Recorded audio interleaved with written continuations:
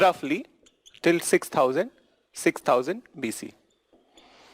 Now when it comes to Mesolithic phase, so Mesolithic phase particularly, listen, that Paleolithic phase has had many glaciation periods, and generally what we say that Paleolithic period is the age in which there was too much cold on the planet Earth. Then, so the human beings, either they were living inside the caves, or they were closer to the riverbeds. Then, but from here onwards, from Mesolithic period onwards, the climate started to become warm. Then, so the climate started to become warm, and when climate started to become warm, so obviously it is a very kind of, what I can say, that it's good for the movement of the human beings. So they started to move to the other places, and moreover, warm climate is also favorable to the growth of the many living beings. Then, so growth of the many living beings, including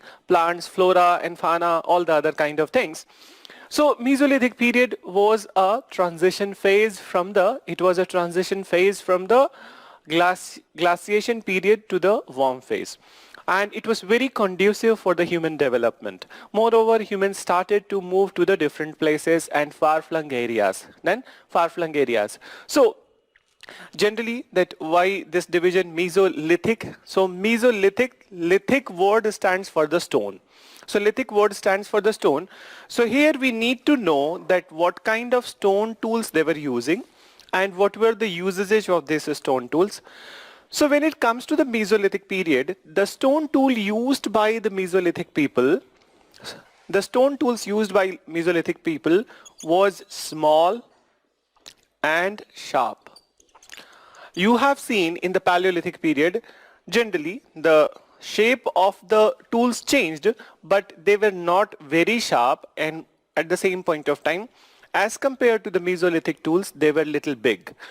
But here the tools were small and sharp. And this small and sharp tools were known as microlith. So this is small and sharp tool, it was known as microlith.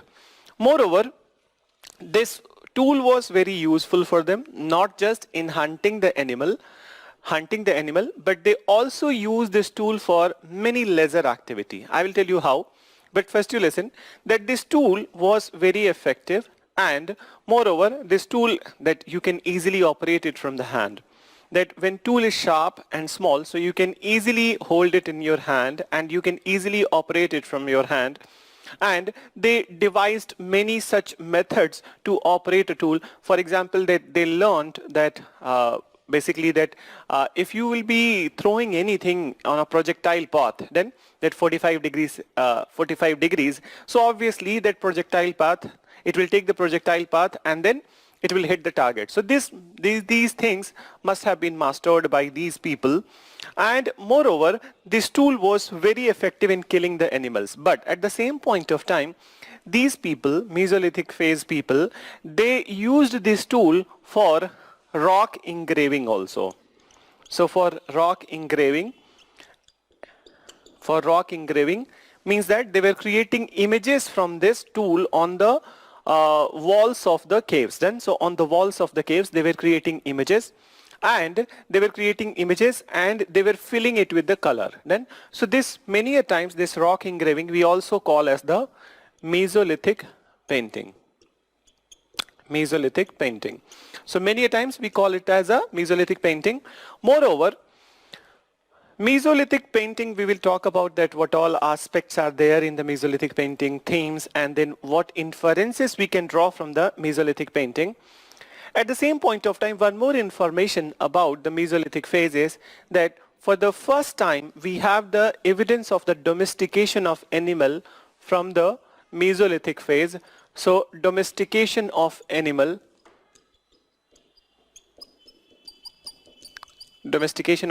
we do have evidence, and this evidence was found from the place called Adamgarh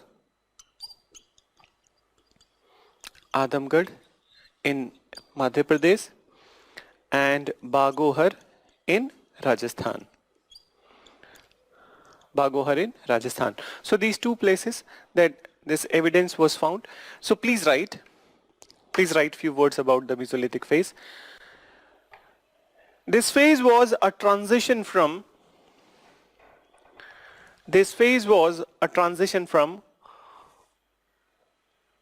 very cold climate to warm phase. Very cold climate to warm phase. To warm phase, full stop. It was conducive to the development of flora and fauna. Development of flora and fauna. Then flora and fauna, full stop. Moreover,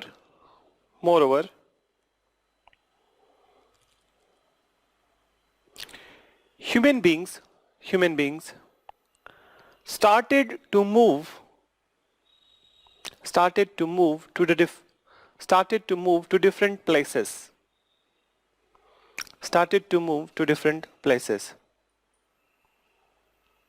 Different places. Full stop.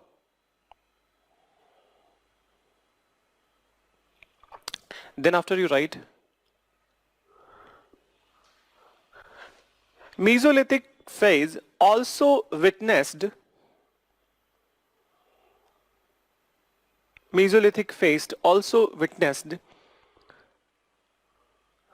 domestication of animals.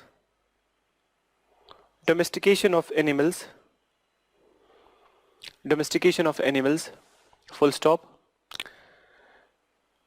Evidences have been found from Adamgarh in Madhya Pradesh and Bagohar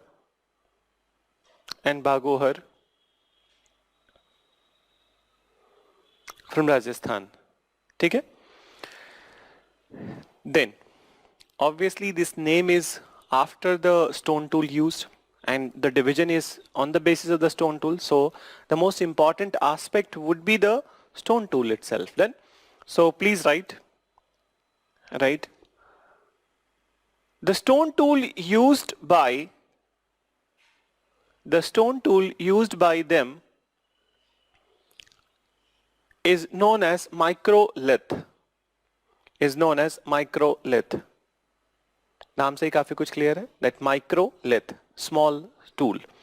So microlith, which was small and sharp,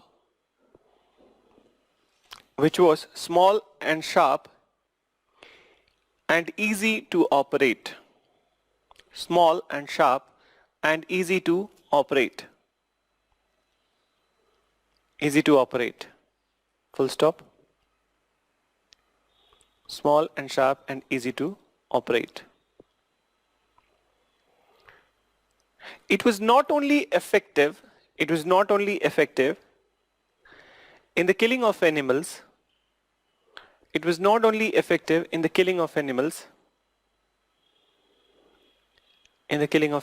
But also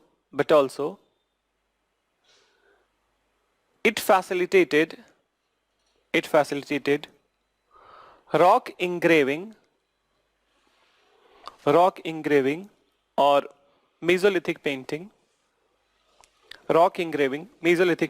or petroglyph. What is petroglyph? That this is a particular name to the painting itself. But when you create a line diagram, by engraving on the rock, so that is called as the petroglyph. For example, let's suppose if I have to make a person, so I am creating a person with the line diagram. So this is the line diagram.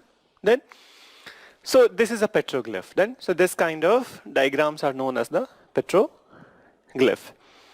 Then very important is the discussion about the Mesolithic painting. That why Mesolithic painting is important. And here we will be looking at the themes which they created at this point of time, and with the theme we will get to know about the practices in the Mesolithic period. So you can write a subheading in this, that is Mesolithic painting. So you can mention a subheading that is Mesolithic painting, and please mention in this one. So it provides important insight into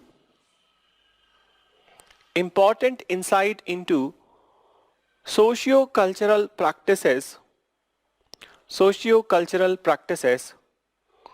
of the Mesolithic people or Mesolithic community. Socio-cultural practices of the Mesolithic community. Then, so let's look at this, that socio-cultural practices of the Mesolithic community, and how we can get to know about this one. We will be getting to know about this one with the examples, with the themes which they created. So let's listen a little bit. So first of all, when it comes to the Mesolithic painting, so the kind of colors that they were using, so the colors were naturally obtained colors, and moreover mineral colors. So, and in these colors, that naturally obtained colors and mineral colors, so green, yellow, brown, ochre, these all kind of colors were there, but red was the dominating color. So red was the dominating color, and this red color was not only sourced from the plants and flowers, but also it was sourced from the animal blood. So there was a reason behind that. We can think about this way. So when they were killing the animals, so these human beings must have observed, they must have seen that when they are killing the animals, obviously it is for their sustenance, but when you are killing animals, so blood is oozing out of their body, and that blood is spilled over there on the ground. And regularly these men must have been watching that this blood stain which is there. So they must have noticed that it is there for a long time, the longevity of the blood stain. So what they must have done, that they were concerned, they needed red color, and this was the red color, and even there was a longevity of this color. So they must have started using the animal blood for filling in this rock engravings. So this is about the color. Then when it comes to the theme, so theme one by one I'll be writing on the board, and I will draw some inferences also. So please write that, it provides, you have already written, I think, that it provides greater insight or insights into the socio-cultural practices of the Mesolithic community. So after full stop, you write, they used naturally obtained color,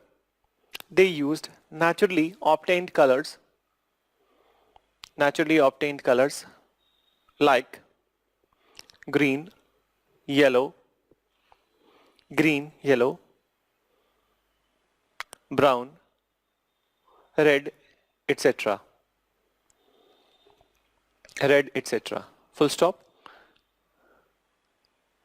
Red color was also sourced from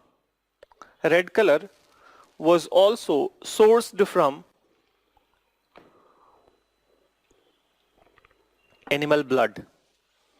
Red color was also sourced from animal blood. Full stop. Then you write, they made wide variety of themes, or they created wide variety of themes in painting. Wide variety of themes which are as follows.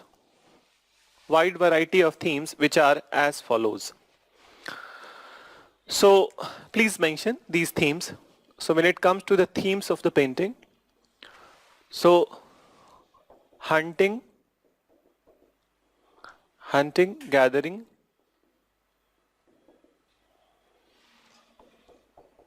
animal riding,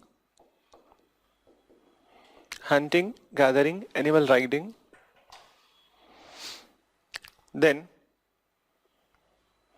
group dance,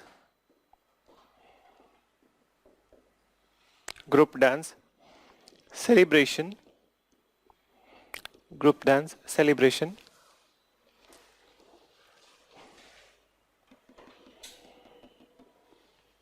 fighting,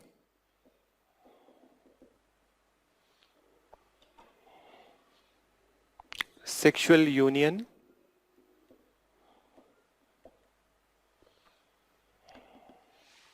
household chores,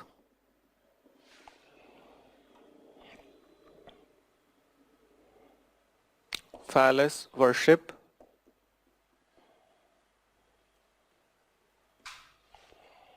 and yoni worship,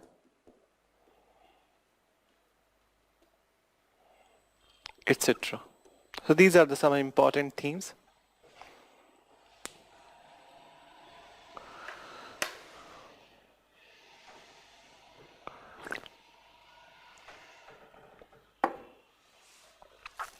Please write these themes. I'll explain.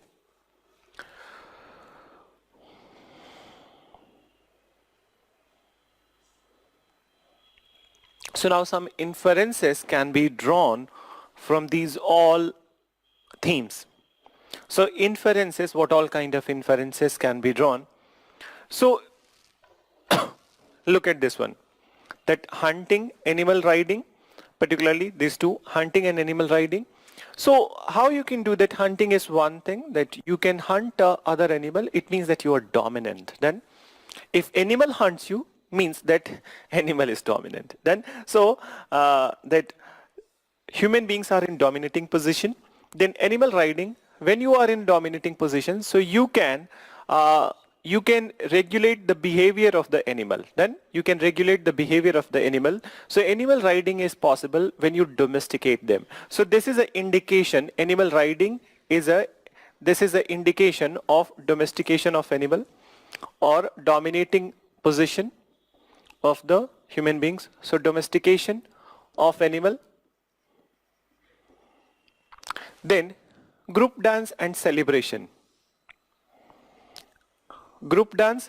So when the group dance happens, when there is a community celebration, you don't celebrate alone. When you are celebrating alone in the modern world, you will be called as the mad. Hindi में बोलेंगे पागल हो गया है, ठीक है, बेवड़ा है. So you don't celebrate alone, you need people, you need a community, you need the group of people. And group dance is also about the same, that you need group of the people to celebrate. The basic requirement for the group dance and celebration, you need a group of people. And not only group of people, but they have the same sense or same kind of feeling. If you are that people are dancing, so 4 or 5 people are dancing, it means that all of them are ecstatic and at the same point of time, there is some occasion, they all are feeling connected to that occasion. If a marriage is there, सब बाराती नाच रहे हैं, then so वो हो रहा है ना कि they are feeling that कि अब तो बंदा कटने वाला है. So all of them, they have this kind of feeling. Then so they are dancing.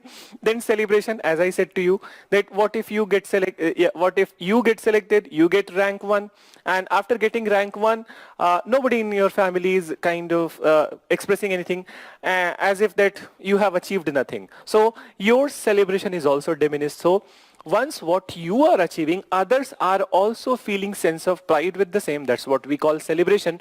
So basically, this group dance and celebration indicates towards community sense. It indicates towards community sense. Then household chore. So these two you look at, fighting and household chore. When the images were analyzed, so it seemed like that women were depicted with the household chores and then men were depicted with the fighting scenes. So when women are depicted with the household chore or men are depicted with the fighting scenes, so it means there is a division of work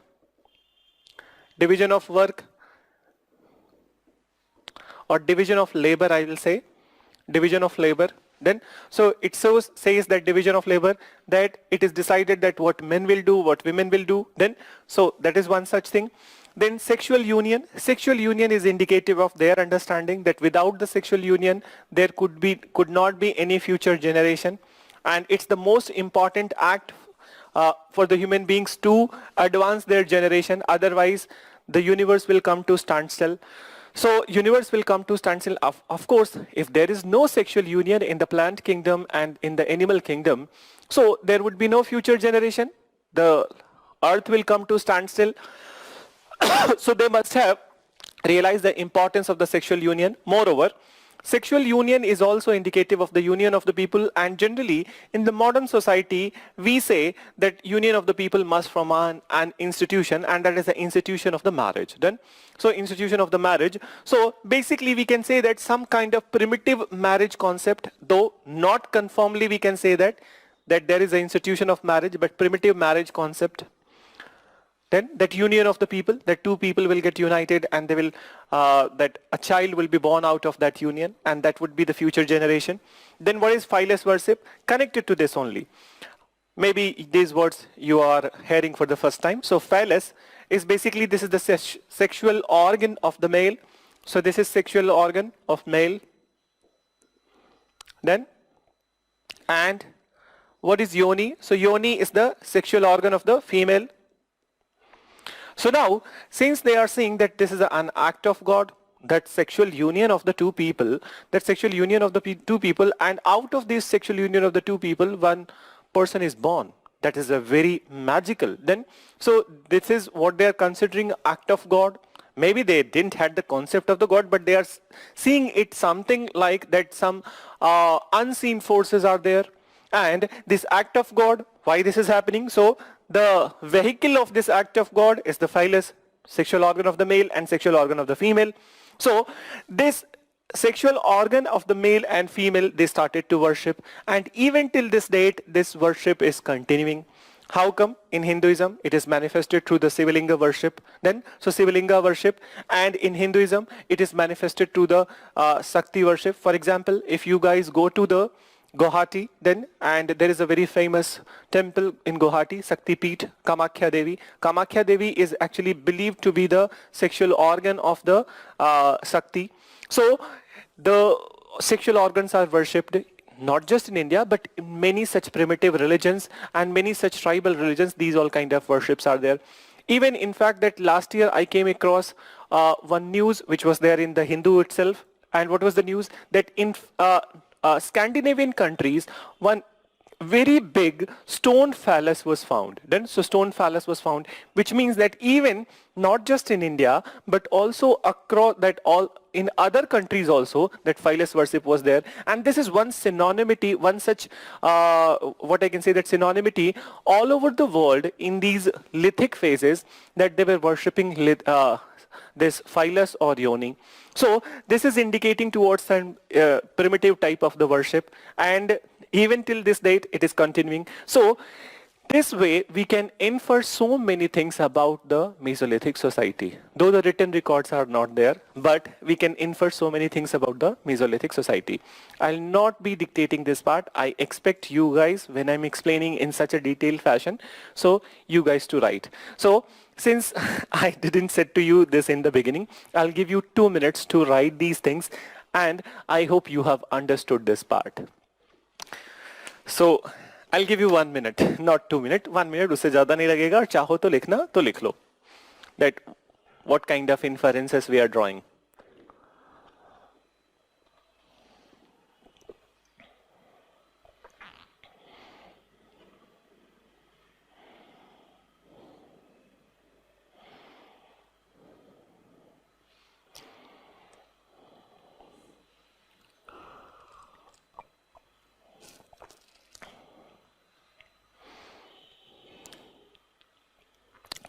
So this is about the Mesolithic painting and Mesolithic painting, and from the Mesolithic painting we are getting insights, we are getting some important details about the Mesolithic period.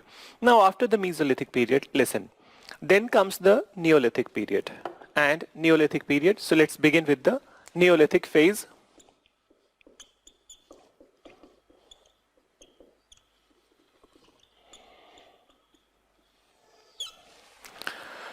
So let's talk about the Neolithic phase. Just 1 minute.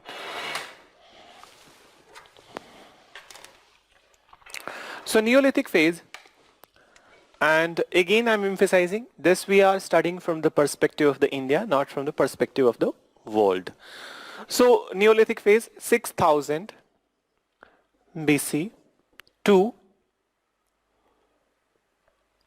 3000 BC. 6000 BC to 3000 BC. Now listen, in the Neolithic phase, what all developments were there? So Neolithic phase was much more conducive to the human development, and already the community sense has started. Now, the people in the Neolithic phase, they started to live in the big communities then. So they started to live in the big communities, and they started to live in the big communities. They started to create thatched houses for themselves, Moreover, this Neolithic phase, first let's talk about the tool which was used at this point of time. So the stone tool which was used at this point of time, it was like the Mesolithic tool only, that small and sharp. But one difference which was there in the Neolithic phase, that the tools were very polished. Then so they were very much polished. And you know, when a tool is polished, so its sharpness increases, its piercing capacity increases. For example, let's suppose that this is a Mesolithic tool, and it is tiny and sharp at the edges, but otherwise it is not very polished. But what if I polish all the body of this particular tool? So when it is polished from all the sides, from all the places, so when I'm launching this particular tool on an animal, then so not only this sharp part will pierce into the body of the animal, but entire tool may go inside the body of the animal. So it would be more effective. So polished tools were created at this point of time. Moreover, not just the polished tool, but they also started to use the bone implements. Then so bone implements, meaning that tools created from the bones. Then instances of the bow and arrow, they were also found at this point of time. So instances of bow and arrow, usage of bow and arrow were also found at this point of time. Then when it comes to the other details related to the Neolithic phase. So in Neolithic phase, one of the most important development was the formation of the agricultural communities and start of the agricultural practices. Then start of the agricultural practices. So the first evidence of this agriculture practice in the Neolithic phase is found from a place in present day Pakistan, Mehergarh, and Mehergarh is in the Baluchistan province of the Pakistan, which is one of the highly neglected province of the Pakistan and highly mistreated province of the Pakistan. So Balochistan, Mehergarh, this is the first evidence that agricultural communities and agriculture started. So this is the one such achievement. There are other things also which happened in the Neolithic phase. For example, that in Neolithic phase, they started to make the pottery, then wheel-made pottery. So wheel was discovered by them. They created the wheel, then they started to make the wheel-made pottery. And apart from that, when it comes to fire, say that discovery of the fire, nobody can assign a particular date to when the human beings discovered fire. And there are theories which are true also, that these theories are like that it was an accidental thing, that human beings became aware about the fire. And what is the story? The two stones must have collided, and then after that two stones collided, so the spark of the fire, it went to the grasses and the trees caught that spark of the fire, and then whole forest and grasses were burning. So human beings got to know that there is something called fire, and then maybe these human beings must have after that fire is over, so they must have gone to that forest area, and those animals that have died, so they must have taken it as a food, and when they were taking it as a food, so they must have felt the difference that cooked one is much better, so in taste. So then they also started trying to create the fire with the same incident, and over the period they got to know how to ignite the fire. But I'm not going to talk about that when fire was discovered. It would be very foolish to talk about that when fire was discovered. The important point is that how to create fire, they learned. But very important is that how to control fire. That's important. So how to control fire, and it's all about that. If you see in the that other-sided meaning of this particular phrase, that it's not important how to create fire, but to how to control fire.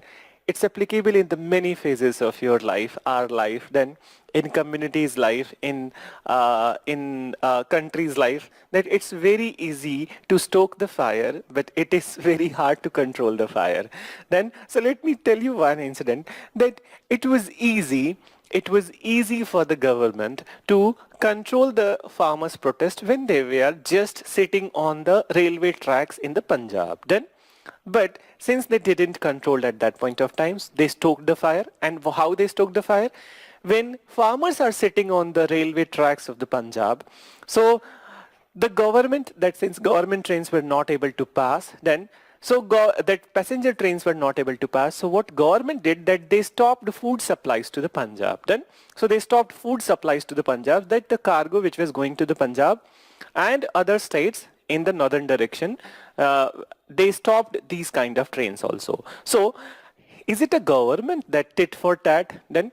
So rather than talking to them, you stoked the fire, and now you see that Delhi is there is a blockade from all the sides, and soon there would be a situation where we in Delhi will not be getting even a single vegetable.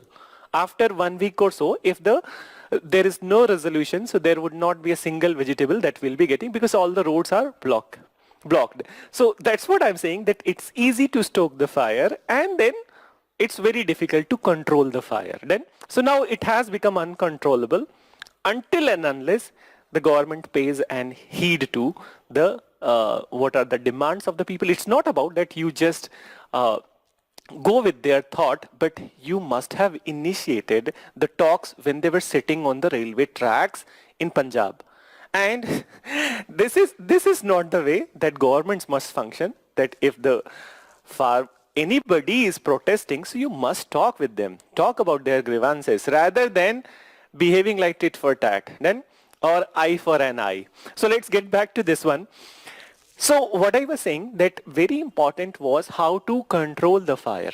So this point of time, बहुत समय लगा to control the fire. So this point of time, Neolithic people learned the art of controlling the fire. Then, and what do I mean by controlling the fire? Suppose that this is, that this is a warm water which I'm holding in this glass, and then what if that this warm water की जगह पे ये hot water होता, हाथ में मैं पकड़ भी नहीं पाता और मैं कुछ लिख भी नहीं पाता इस पे. So it is very important that this water must be as much warm so that I can hold it in hand and I can sip in this water. So it is very important to know that how much time I will be keeping it on the gas stove then, so that it will be easy for me to drink this water. So this is a very important mastery which human beings gained in the Neolithic phase, that very important which human beings gained at this phase, and they mastered the controlled use of fire. And suppose that you are cooking a food, you are cooking such kind of that one such flesh itself. So when you overcook it, it would be charred then. But you need to know that at what temperature we need to remove the food from the gas stove, so that it is tasty also and it is well cooked also, not undercooked, not overcooked. Then, so generally people say that cooking is such a kind of menial thing meant for the women's only. I say that cooking is the highest type of the skill. Then, so cooking, being a chef, is the highest type of the skill. Cooking is the highest type of the skill. It needs so much of observation and intelligence. It involves so much of intelligence and observation, and not everybody can become cook. So let's get back to the Neolithic period. लिखा कुछ नहीं, बकवास पिछले 10 minute से कर रहा हूँ. So please write Neolithic phase. So in this phase, human beings started to live in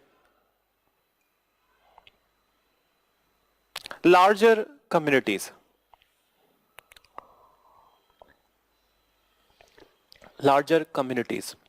Full stop. Larger communities in thatched houses. Full stop. Then after you mention thatched houses, full stop.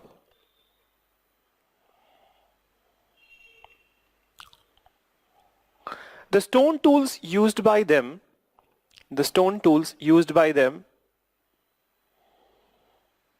was not only small and sharp, was not only small and sharp, but also polished. But also polished. जैसे तुम लोगों में से बहुत सारे लोग मतलब intelligence में बोलूँगा कि you have a sharp intelligence, then you have a sharp intelligence and then also you have good knowledge, but what you get in the coaching institute, you get polished. Then, so you get polished, and when you get polished, so your effectiveness increases. Then your effectiveness increases in this exam.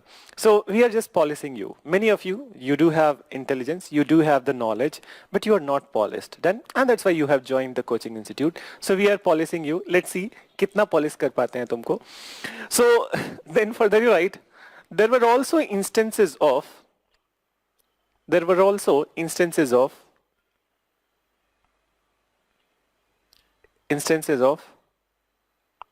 usage of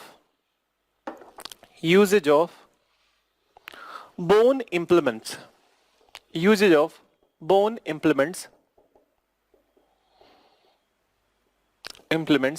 and also usage of bow and arrow. So bow and arrow, तीर धनुष. So bow and arrow. Then next line you write, the most important development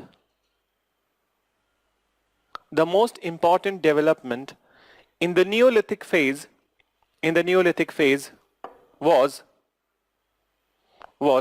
start of agricultural practices.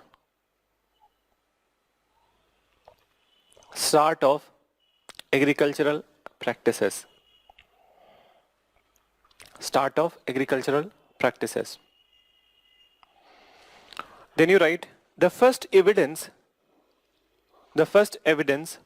of agricultural practice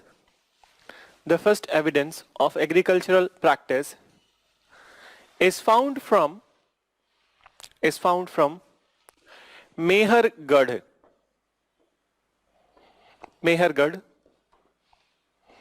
in Balochistan area of Pakistan. Mehergarh in Balochistan area of Pakistan.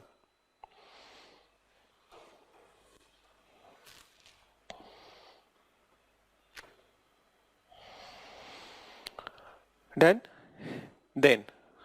again next such initiative you write. Then you write, human beings created wheels and wheel-made pottery. Wheel-made pottery.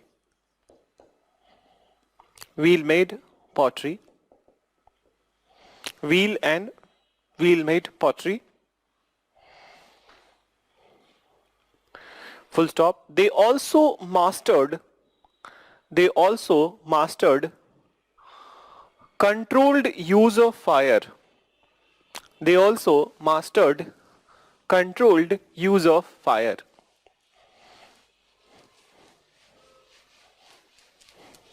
Controlled use of fire. Then, so controlled use of fire. So this is about the Neolithic phase. Then, Neolithic phase. Now, when we talk about these all phases, I think that I mentioned the places in the Paleolithic phase, that important sites. So let me see that if I have mentioned or not. Just let me check. Yes, I have mentioned. So for example, that in Mesolithic phase already I mentioned two places, Adamgarh and Bagohar. So these are the some important places. In Neolithic, some Neolithic sites, Bhimbetka you can write every place. Bhimbetka is the one such place where all the phases, examples of the all the phases are present. So Paleolithic also, Mesolithic also, and Neolithic also. So you can write Bhimbetka as a site in all of them.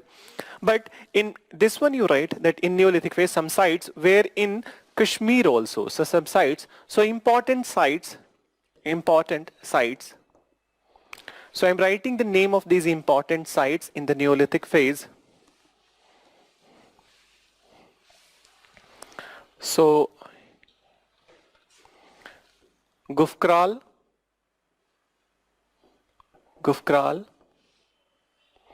Burzholm. Burzholm is in Kashmir.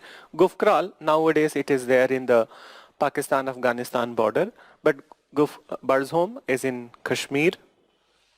Then Chirand in Bihar. So these are the some of the important sites of the Neolithic phase. Then Sarai Nehraya, UP. And you can always write Bhimbetka as an example in all the phases. So these are the some of the important sites of the Neolithic phase. So now we are done with this Stone Age, and after the Stone Age, now is the time that to talk about the Indus Valley civilization. But before moving into the Indus Valley civilization, I have a question for you. Please tell me that what is that most important thing which happened in the Neolithic period, which is kind of not happened, but not only that happened in the Neolithic period, and further development in this particular aspect led to the development of a civilization in India, and that civilization by 2600 was Indus Valley civilization. So what is this base of the Indus Valley civilization? This is my question to you. So base of the Indus Valley civilization. So I would invite 2-3 answers from batches. So within few days only, and let me share one thing with you guys, that within few days only, and few days का मतलब 10 से 15 दिन मान के चलो, 15 दिन के अंदर, so within 15 days that we will have a separate system, that whereby one system for your questions, one system for your replies, that questions which I will be asking and your replies. So I will be able to see all your replies with all your names, because I know that names are very important in online platform also. So since we are not able to see each other, then तुम लोग देख रहे हो, मैं तो नहीं देख रहा हूँ ना तुम लोगों को, तो तुम्हारे नाम से ही कनेक्ट करूंगा. So hopefully by 15-20 days the system would be working. So we will be more interacting in this way, whereby you can reply to questions which I'm asking. So please send your answers. Meanwhile, I would just begin with the connecting link. So I would just begin with the connecting link from the Neolithic phase to the Indus Valley, to the development of the Indus Valley civilization. So Indus Valley civilization. So since I just wanted to start this thing, but I'm waiting for, since that would be the very first word which I'll be writing on the board. So again I'm asking that question, that what do you consider as the base for the development of a civilization? Moreover, if at all you guys have any question, and when I say any question means a relevant question, so please send it to me. So चलो answers नहीं आ रहे हैं तो मैं start ही कर देता हूँ. So Neolithic phase ended, and as I said to you that by the time of the 3000 that Neolithic phase ended, and now we need to talk about the Indus Valley civilization from 2600. So no, I was not asking the place, that I was not asking Ananya, I was not asking the place. I asked this, that what is that particular thing which gives rise to a civilization? which is the base of a development of the civilization. So maybe I was not clear in my question itself. Let me clear myself that what was my question. I'm not asking about the place from where it all began. I'm asking that what is that particular thing. So Sukhvinder has said right that he has sent right answer. Agricultural practices. Yes. Without agricultural practices, there is no such possibility of the civilizational aspect. So it is the agriculture which is the base of the, which is very good Sukhvinder. So living in communities is the reason. That would be secondary reason, but the primary reason Manoj has said that living in the communities. So living in the communities is the secondary reason, but most important reason was the base was the agriculture. Yes, Mobin has also sent that agriculture. So you all guys are right in this, that agricultural development was the most important reason for the development of the civilization. Then, so it's good that many right replies, even Subham has sent this. So now the exact answer is there, agricultural surplus. Subham, thanks for this exact answer. That is the agricultural surplus. Yes, so that is the reason. Agricultural surplus is the reason which will lead to the development of the civilization. So let's create a flow chart. And this flow chart you can create simultaneously, which I'm going to create, which I'm going to write. So no, Aman, it is not invention of fire. It is actually what Subham has sent, agricultural surplus. So let's connect the dot between the Neolithic community and till the Neolithic community to this particular, till the development of the Indus Valley civilization. So agriculture, living in one place, Sonam, you are right then. So this is also a right answer, that agriculture, and then it is leading to living in one place. Yes, you are very right. So you are just telling you are telling me that next stage of the development. So let's begin with, here I will write Neolithic phase. Then, and what was the one important development in the Neolithic? So please write simultaneously. So Sonam has also written water. No, water तो human beings को बहुत पहले से ही चाहिए होता था. So water would not be the one. So now you guys writing as that starts writing this one. So Neolithic communities, it's good. And this way that class becomes more interactive, and at the same point of time, I also don't feel monotonous. Then many a times that delivering the things from this end and without seeing your faces, it becomes very monotonous to me. So Neolithic phase. So Neolithic phase, that the major development of the Neolithic phase was the start of the agriculture.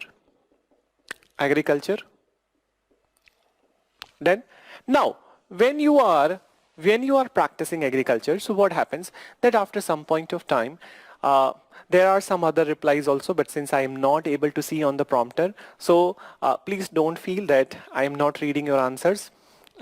I will be reading it later on, but let me complete the topic. And thank you to you all for your replies. Then, so agriculture started. Now, once you are doing agriculture, now listen, you all listen, that once you are doing agriculture, so what happens that suppose I am doing agriculture, you are also doing agriculture, and you are that planting something. Suppose I am planting wheat and you are planting rice. Then, so we two are growing different kind of plants. Now, my requirement, that yearly requirement from one season to another season of the wheat is about 100 kg. But I produced 150 kg. And you also, your weekly requirement or your annual requirement of the rice was 100 kg, and then you also produced 150 kg. So what you will do with this surplus? That 50 kg surplus of the rice, 50 kg surplus of the wheat. So this way different agricultural communities are agricultural commodities are there, and there is a surplus. So from the agriculture, what will happen? Agricultural surplus. So surplus of agriculture. Surplus of agriculture.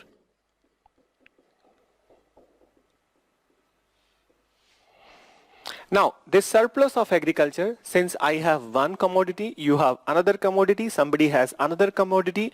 So what we'll do that we will trade this surplus of agriculture. Then, so it will go into the trade.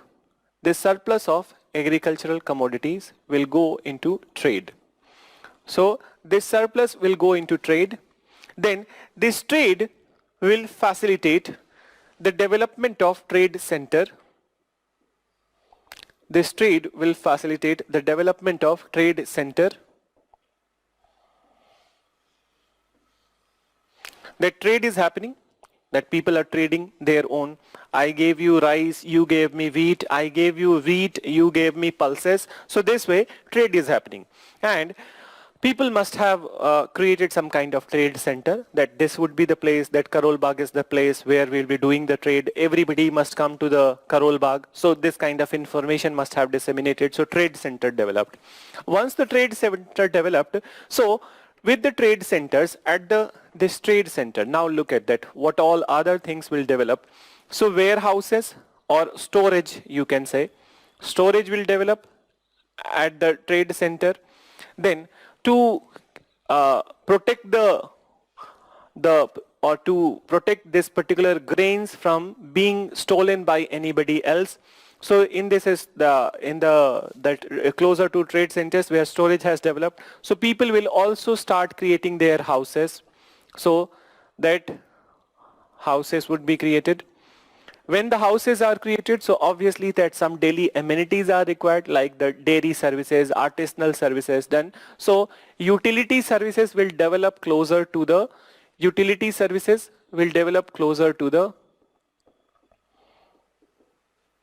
then will develop closer to the trading center.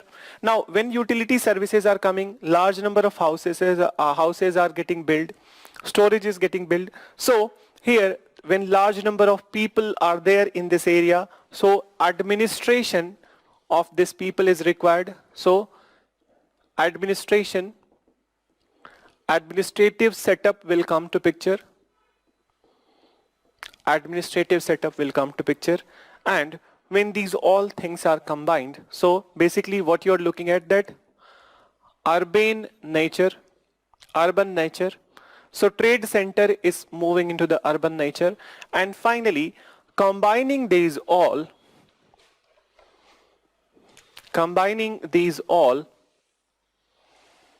what we can say, that it is resulting into a civilization.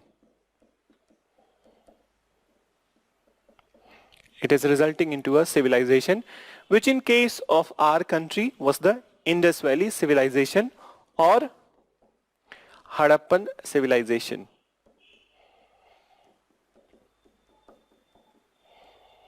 Indus Valley civilization or Harappan civilization.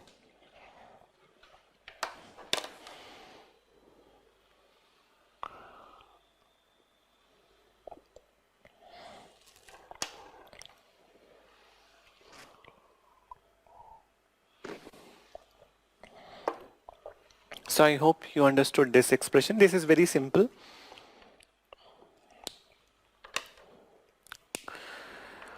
So now, and many times I come across the people that who have history optional or anthropology optional. So GS papers, you don't need to think in the optional manner. It would be simplistic as compared to the optionals. Then, so the theories that you read in the optionals, that would be applicable when you are going to write the answers in your optionals, for example, that history optional. But here, the generic understanding is required. So I hope you understood. Now we'll begin with the very important, that is Indus Valley civilization. So let's begin with the Indus Valley civilization.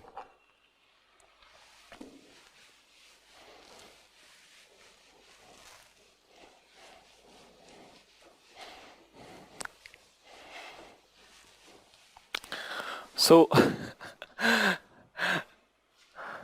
I erased it, though I didn't want it.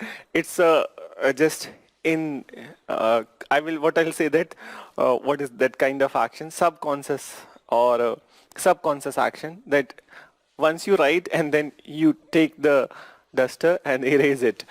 So now begin with the Indus Valley civilization.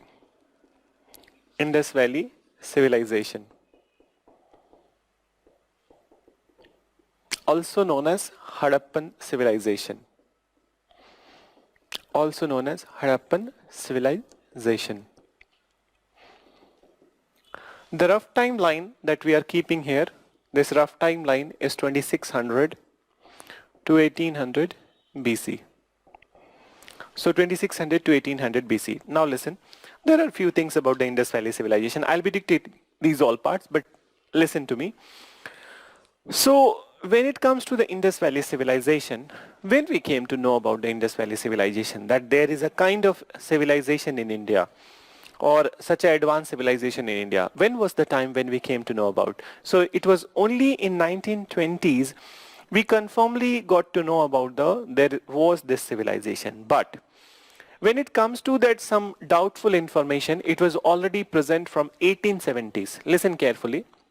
So in 1870s, the Archaeological Survey of India, the organization, this Archaeological Survey of India, it was created in 1861, if I'm right. So 1861, and the first chairman of this Archaeological Survey of India was Alexander Cunningham. Now, listen few more things. So before this creation of the 1861 Archaeological Survey of India, one thing which happened in the 1850s, and if I'm right, exactly 1853 was the year when the first railway line was let down in India between Mumbai to Thane, 34 kilometers. Then, so Mumbai to Thane, and then after, Britishers in a very short span of time, they started to lay down railway lines at all the important places in India, and important places not from the perspective of the Indian people, but from the perspective of their own industrial growth and supply of the raw material to their own industries. So they started to develop this, they started to lay down the railway lines, and one of the very important area which was to be connected with the railway line, that is the Punjab. And here Punjab does not mean only Indian Punjab. Punjab, irony, and that this is unfortunate that this bread and basket of India that was divided into two parts, and on the basis of religion, one started to be called as that Pakistani Punjab or Muslim Punjab, and then Sikh Punjab of the Sikh and Hindu Punjab of the India. So Punjab was to be connected with the railway line and to the port. Then, so the port which is closest to the Punjab, or particularly the Lahore to which was the port which was closer, that is the Karachi port. So Britishers started laying down this railway line from Lahore to Karachi. When they were laying down this railway line from Lahore to Karachi, so the work began from the Lahore, and then there is one district in the Punjab province of the Pakistan, Montgomery. So in the Montgomery district, when they were laying down the railway lines, so they also digged some earth, and when they digged some earth, so they found some unusual kind of things. Then unusual from the context of that time. So they reported this thing to the then Archaeological Survey of India also, that we are finding some kind of remnants of, it seems like that there is a civilization underlying. So there is a civilization or some civilizational aspect is underlying. So at that point of time, since the finances, there was finance crunch for the Archaeological Survey of India, so the initiative was not taken. So the initiative was not taken to dig the earth and then go for the excavation. Later on, what happened, that 1920s scenario has changed. One new Archaeological Survey of India is there. His name was J.H. Marshall. And J.H. Marshall, so when he came to picture, so he decided that he will go for the excavation. And he gave the task of this excavation to the two people. One was Dayaram Sahani and another was the R.D. Banerjee. So in 1921, Dayaram Sahani was the first person, and he discovered the first site of the Indus Valley civilization, that was Harappa. So he excavated the site of Harappa, and next year R.D. Banerjee, Rakhaldas Banerjee, he excavated the site of Mohenjo-daro in the Sindh province. So Harappa in the Punjab, and then Mohenjo-daro in Sindh province. With the information available about Harappa and Mohenjo-daro, it was very much established by the end of the 1930s that Indus Valley civilization was the most advanced civilization in the world that was known to the people till that point of time. So most advanced civilization of the world. So uh, it was a kind of a back punch to the Britishers, because Britishers from the very beginning when they were there in India, so they maintained that Indians are uncivilized people, white man's burden, they don't have any sense of the advancement. But at this point of time only, it is the British only who are saying that there was this most advanced civilization in the Indian subcontinent. So it was a sense of pride for the Indian nationalist also at this point of time. So it was a sense of pride for Indian nationalists also at this point of time that we were the harbingers of the most advanced civilization in the world. So this is what was there. But my question to you, what is that which makes Indus Valley civilization most advanced? I invite answers from you that what is that particular thing which makes Indus Valley civilization most advanced in the world? I know that you guys will be sending many answers then, and I also know at the same point of time that these all the answers would not be incorrect, but most of them would be correct.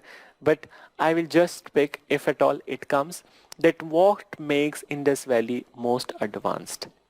Then, so let's write few things about the Indus Valley civilization. So let's write few things about Indus Valley civilization. So you write the introduction. The information about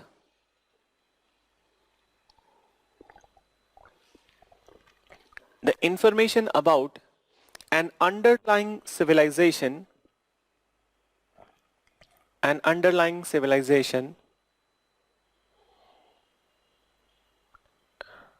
in the Punjab area in the Punjab area was available from 1870s was available from 1870s was available from 1870s when railway line 1870s when railway line was laid down between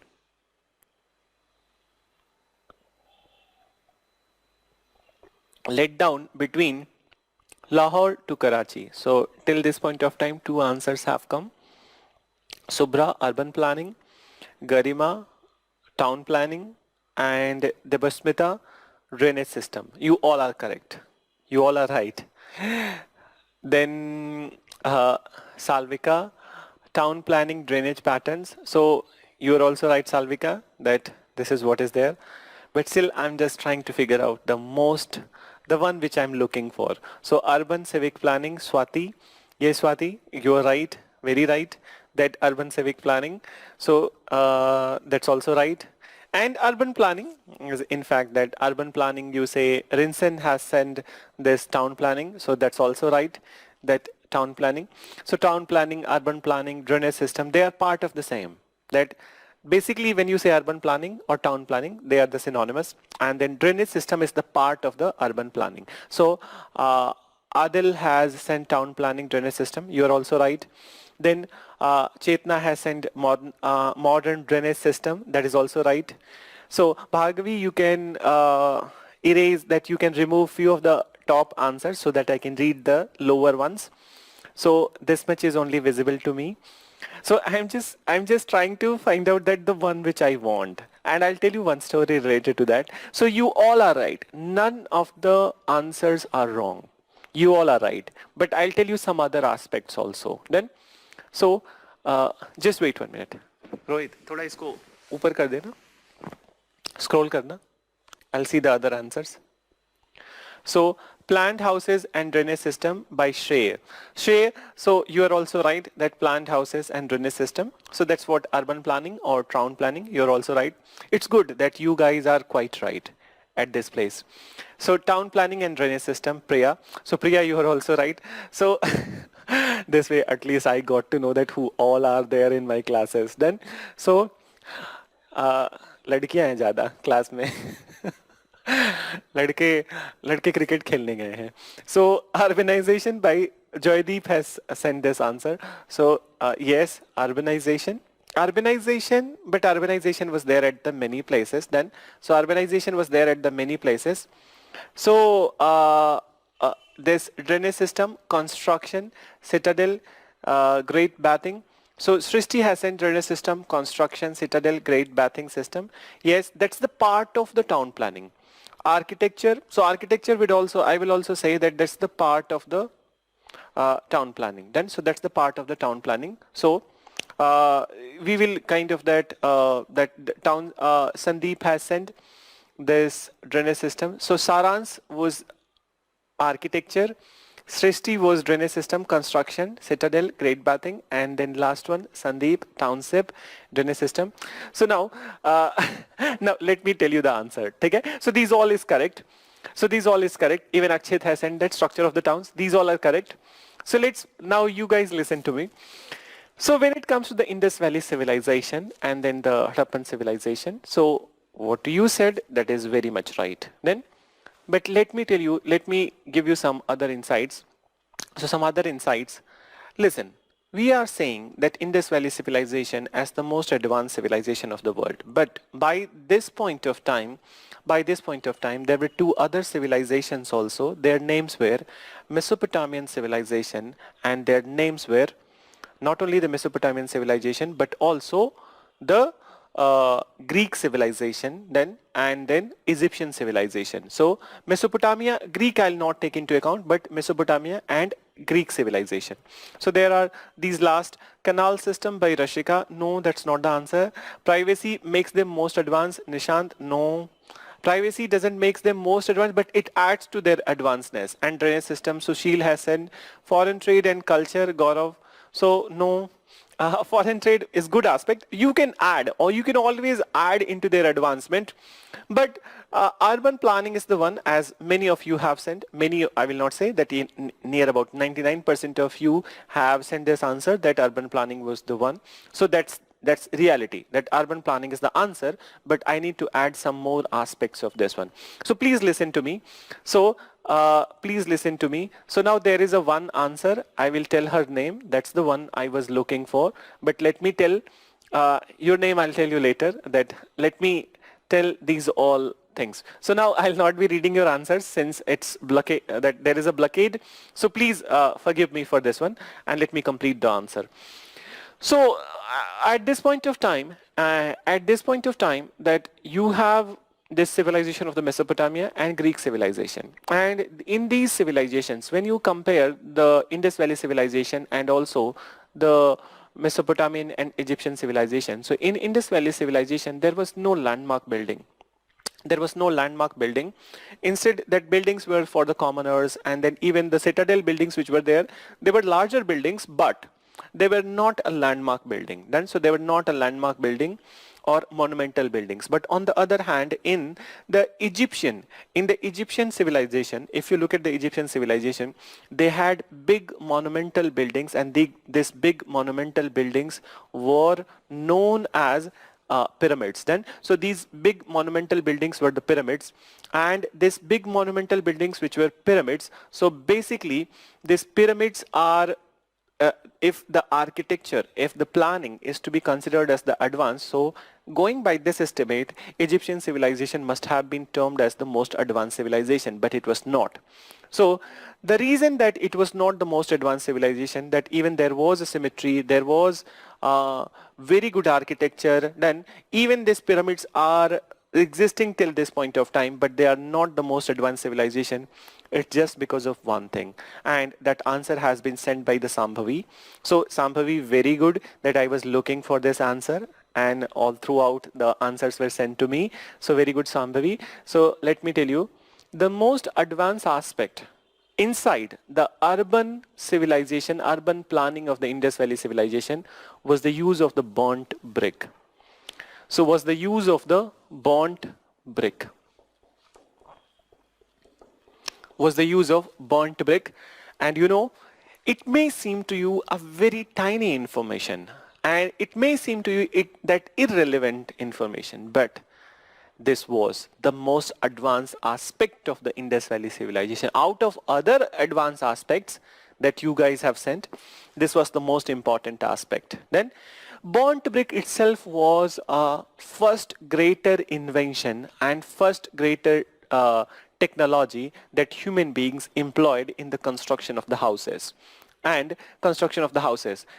What about the pyramids, that you can ask? That pyramids किससे बने हैं?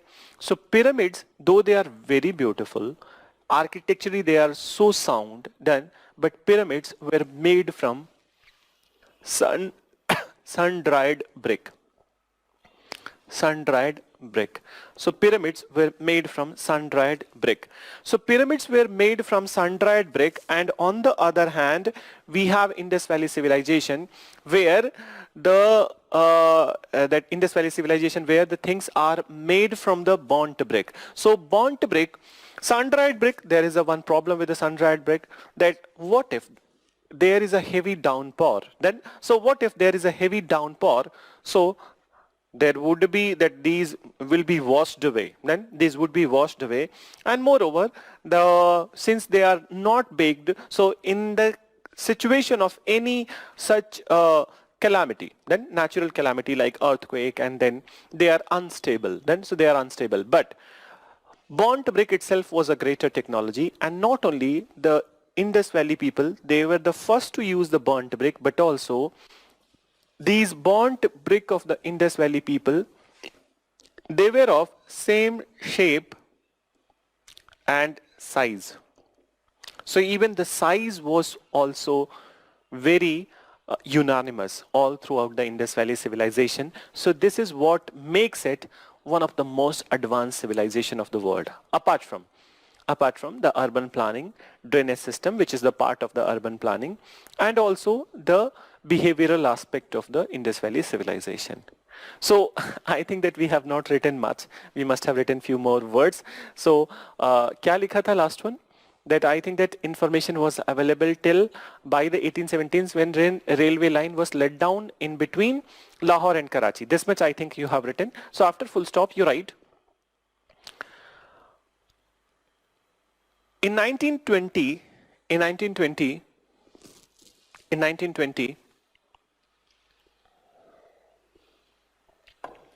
when J.H. Marshall became the head of Archaeological Survey of India, Archaeological Survey of India,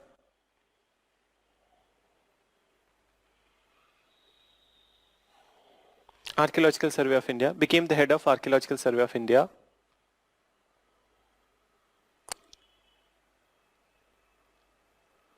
He gave the task of excavation,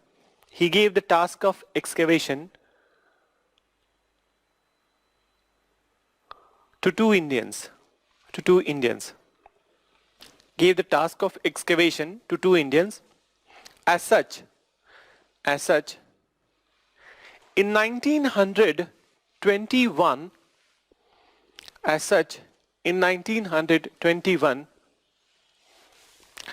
Dayaram Sahni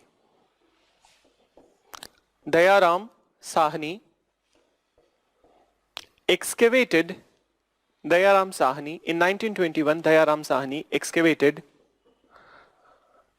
site of Harappa.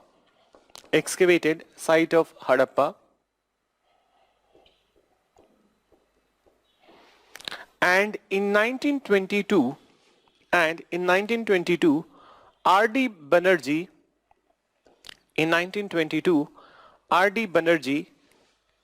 excavated site of Mohenjo-daro.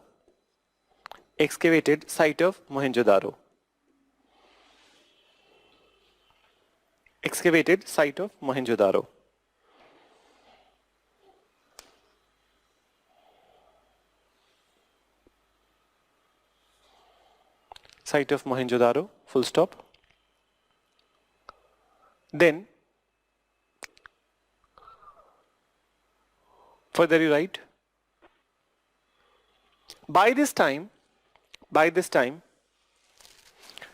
it was firmly established By this time, it was firmly established that Indus Valley civilization, it was firmly established that Indus Valley civilization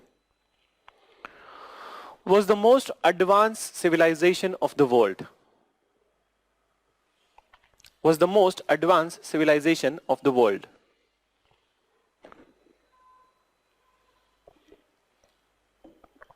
Most advanced civilization of the world. Full stop. Then further you mention.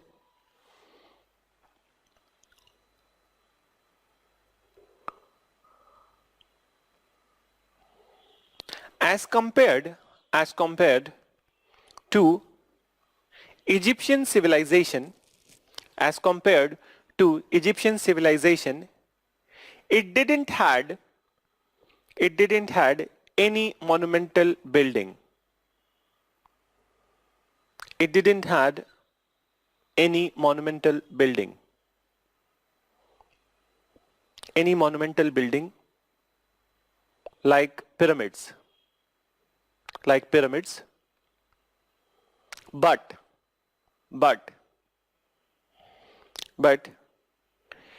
Indus Valley was unique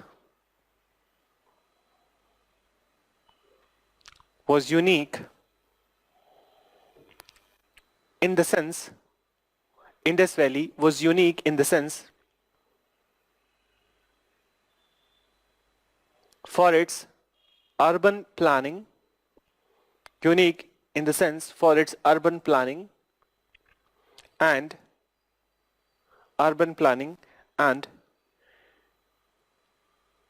usage of burnt brick.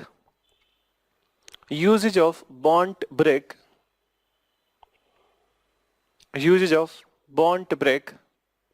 of same shape and size.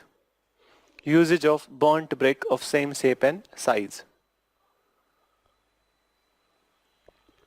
So this is the introduction of the Indus Valley civilization. So after this introduction, what I need to do, I'll create a map and you will also be doing this thing at the same point of time. And first we will look at the important sites of the Indus Valley civilization. So we are going to look at the important sites of the Indus Valley civilization. And moreover, I need to tell you one more thing, that there are some aspects of the Indus Valley civilization, particularly the architectural. So generally that in art and culture classes, the very first topic would be the architecture and sculpture. We start with the architecture and sculpture, and this topic, that architecture and sculpture, so of which period? So we start from the ancient, medieval, and then the British period. We talk about these all periods, that what all kind of architecture and sculpture was there. So the topic starts with the Indus Valley civilization. So what I'll do, that since in Indus Valley civilization, since the historical aspects we are going to read over here, but some architectural things I'll be discussing it over here, so that next time when art and culture class is going to start, so there I'll not be repeating the same information. Okay? I'll give you inferences that I'll talk about that thing little bit, but same thing will not be writing again, particularly in art and culture. Okay? And particularly in Indus Valley civilization. But उसके बाद से जो भी periods होंगे, history part will be reading in the history, and then architectural aspect will be reading in the art and culture syllabus. So please begin with the important sites of the Indus Valley civilization. So you can write this heading, important sites of Indus Valley civilization, and this is a very important portion. Why so? Because alternate year, every third year, I do see one question from the sites of the Indus Valley civilization. So these sites are important. So you can write a heading that important sites of IVC. Then now let me create the map of India, map of the Indian subcontinent to say better, that map of Indian subcontinent.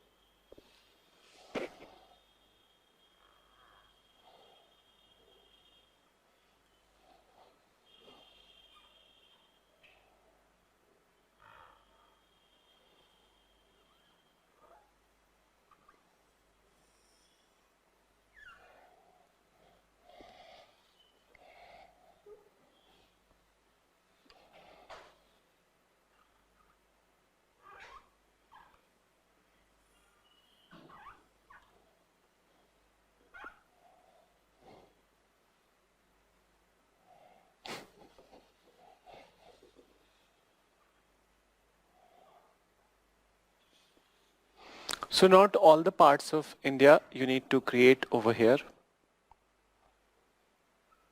But the only part which is important from the perspective of this much part where the Indus Valley civilization was there.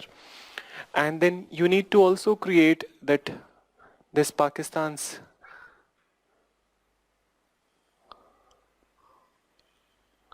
so the Pakistan part also.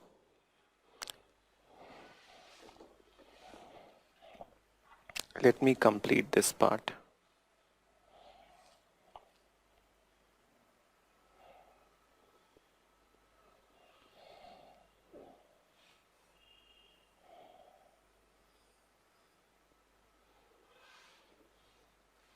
So only this much part we require, that this much part we'll be seeing that all those sites which are there in this part.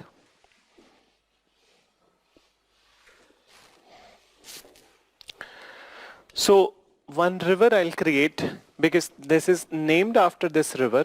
So that river is the Indus. Indus, you can create Indus River. And one by one we'll be writing all these places.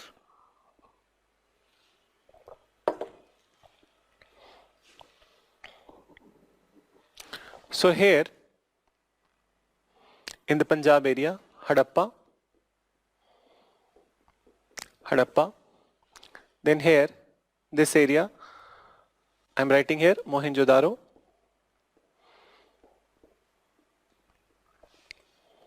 Then let me write the boundaries of the Indus Valley also at the same point of time. So the boundaries of the Indus Valley. So the northernmost boundary was here in Kashmir, Manda. Then easternmost site of the Indus Valley over here in UP, Alamgirpur.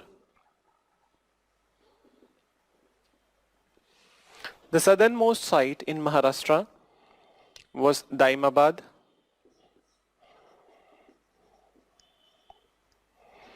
And the westernmost boundary of Indus Valley was this Sukta Jandor.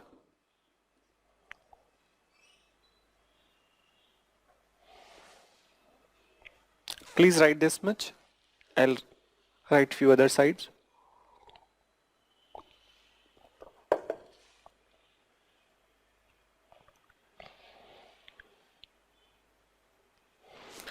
Then let's complete the things which are there here in the so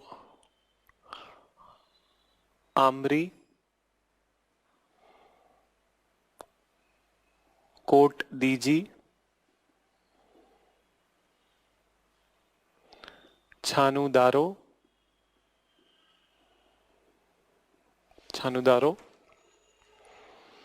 then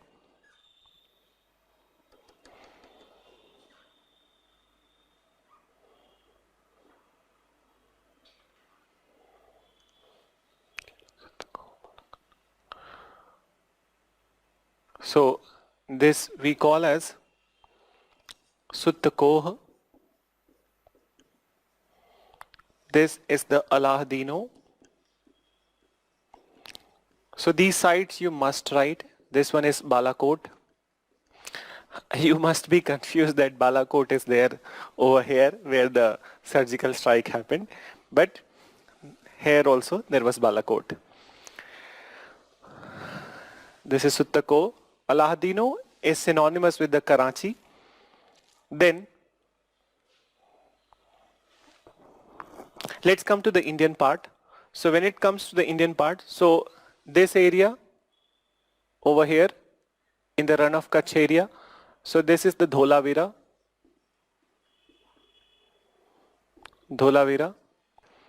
Then over here only there was this site. Let me write it. कहाँ पे लिखूं? चलो इधर में ही लिख देता हूँ. I will write here only. Desalpur.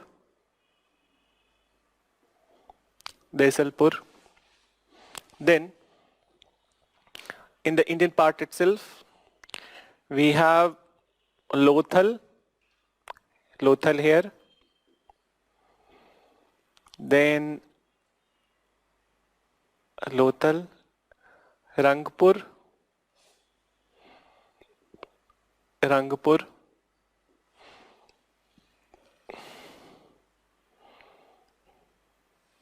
Surkatoda,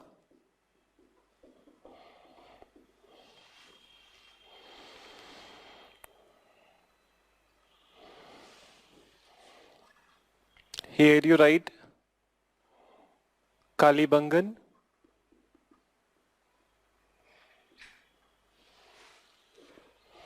then in Haryana part you can write Rakhi Gadi,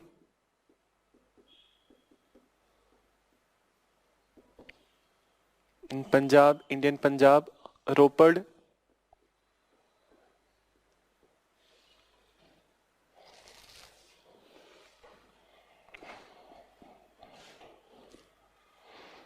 then one more you can write Banawali in Rajasthan,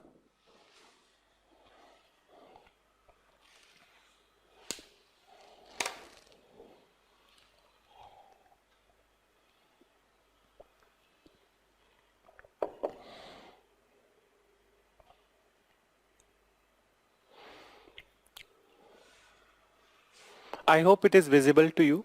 I have used different color of pen. So if any spelling is not clear to you, you can please send or but spelling clear नहीं होगा तो भेजोगे कैसे? So these are the some important sites of the Indus Valley civilization.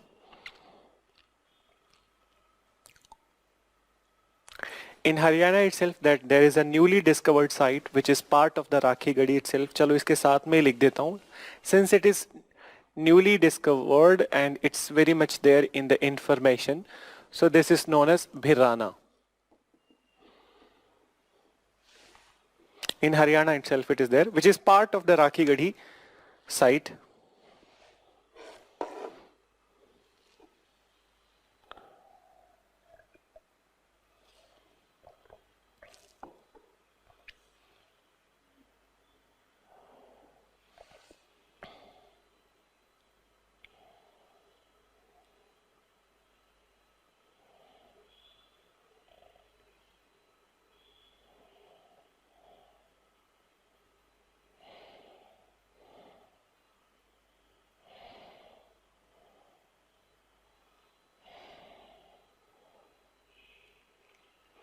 So I'll give you little bit of time so that you can write these all things.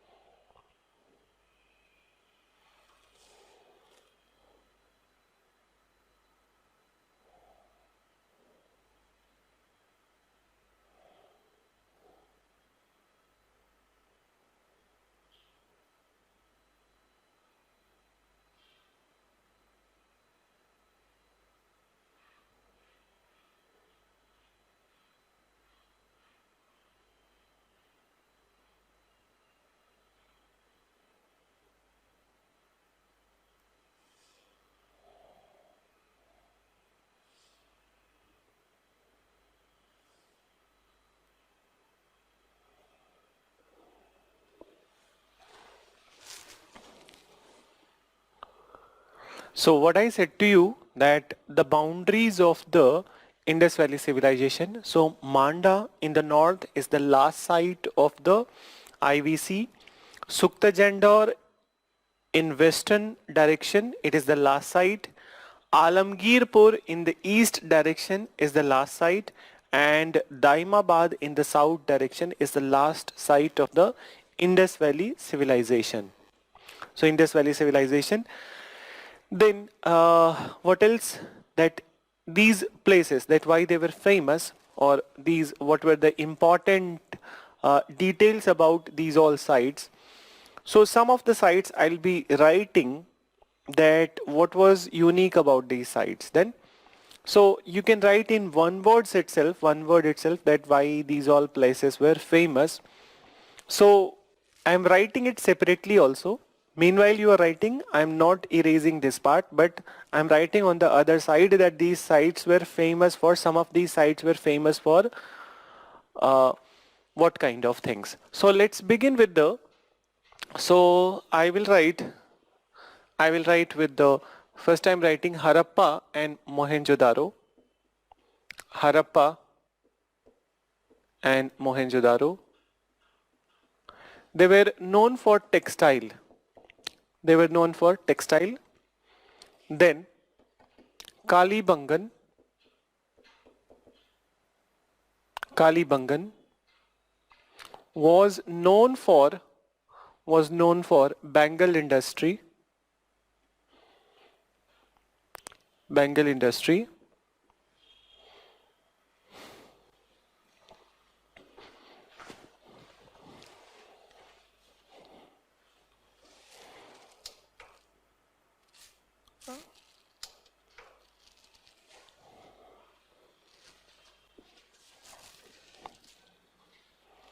Please keep writing. I'll be telling you what all things are there.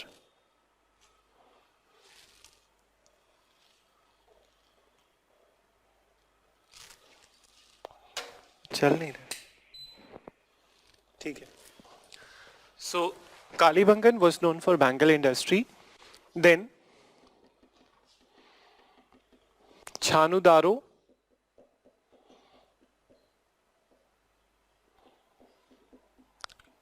was for bead industry.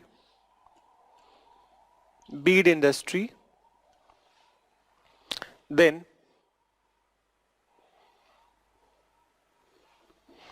Lothal dockyard. Lothal dockyard. And again I'm writing Lothal. Second time I'm writing Lothal plus Rangpur. This is for rice cultivation. Lothal and plus Rangpur was rice cultivation.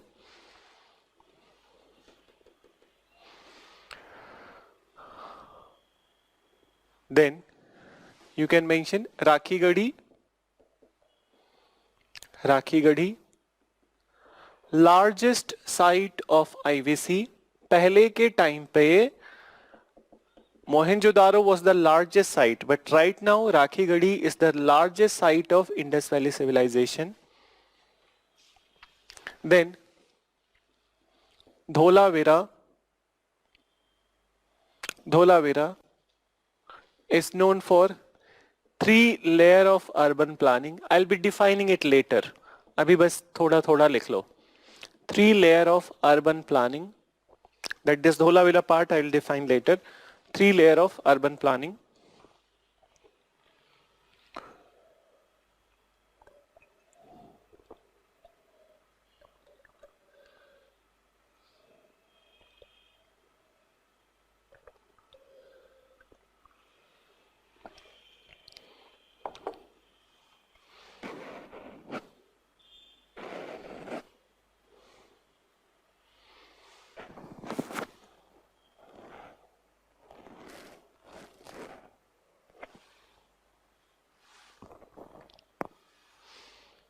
So these are the some important details related to the important sites of the Indus Valley civilization.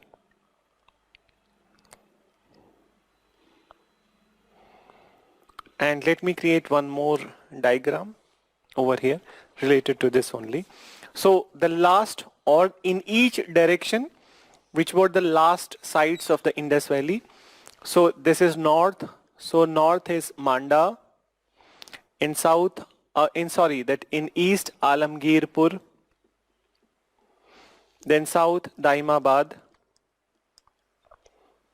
and in west direction Sukta Jandor.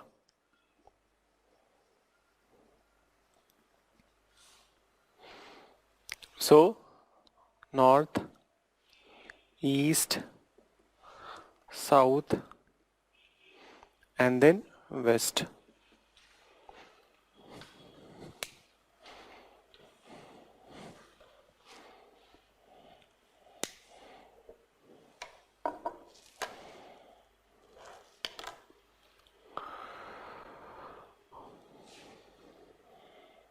This is what you needed to write about these important sites of the Indus Valley civilization. So after the important sites, the very first thing that I'll be discussing would be the urban planning itself, and uske baad then we will talk about the other things like the political things, and then society, religious practices, these all kind of economic things then. So these all kind of things we'll be discussing after this. So till this point of time, if you have any question, Bhargavi, if any relevant question is there, so you can send. So now I hope that you are done with this writing part, or even if you are doing it, so I will leave it little bit for 1 minute, and after that I'll give you the break.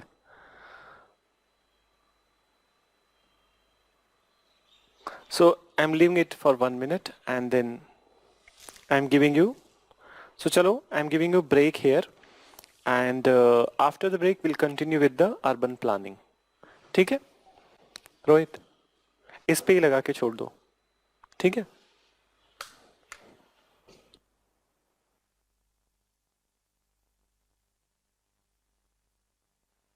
So one question is there before break. Prajakta has asked, it is mentioned that domesticating animals started in Paleolithic age. See, that is from the world perspective. Now it has been confirmed. Yes, what I said to you, that some information will get changed over the period, because Romila Thapa wrote this book somewhere in 1970s, and now we are in 2020s. So in fact that this NCERT was 1979. 40 साल हो चुके हैं, information has changed then. So that would be this particular, and I think that I maintained in the very first class that wherever the information has changed, you will have to refer to the class notes. Okay? So I'm giving you a break. We'll continue after 15 minutes.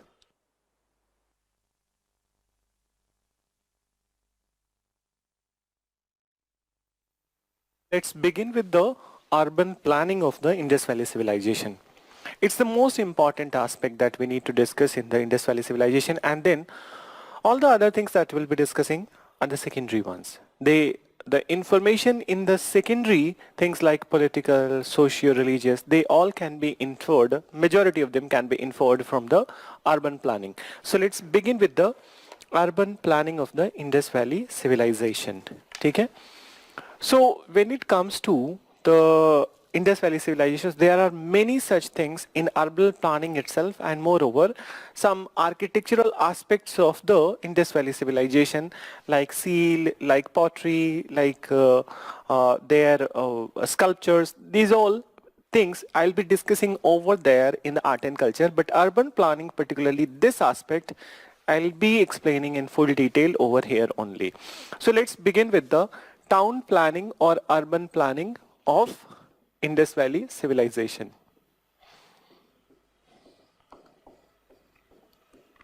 Town planning or urban planning of IVC.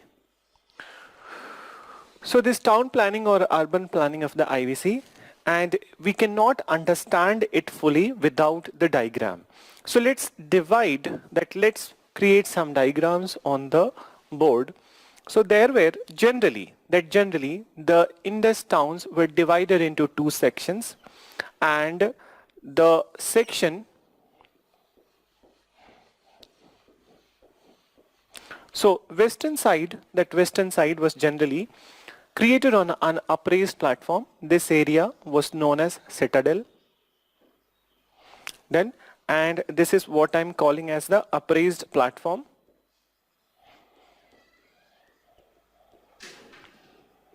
Upraised platform. Then generally the western side of the town was like this.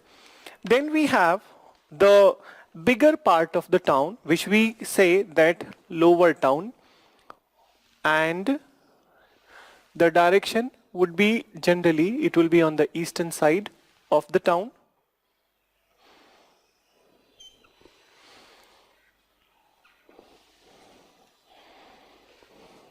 Then this section of the town was divided into various sectors.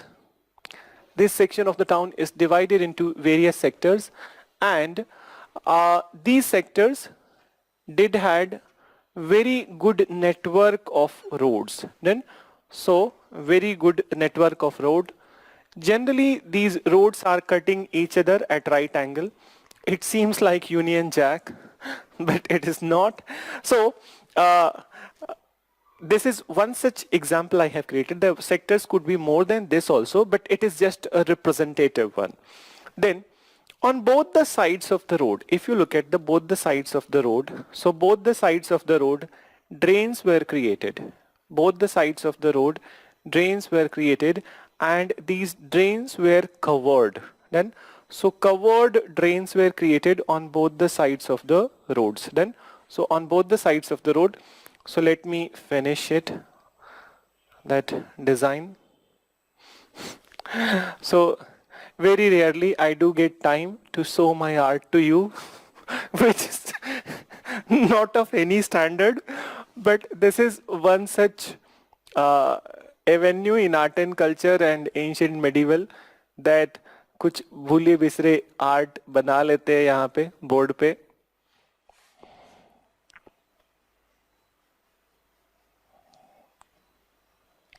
So in your class, particularly in this batch, this is the new design I have created. पहले कुछ और बनाता था. So this is the new design I have created. So now you see that lower town. Let me write it. So it is called as the lower town. And then these are the roads. So let me write it here. This is roads. Then this design which I have created, this is drains. So these are the drains.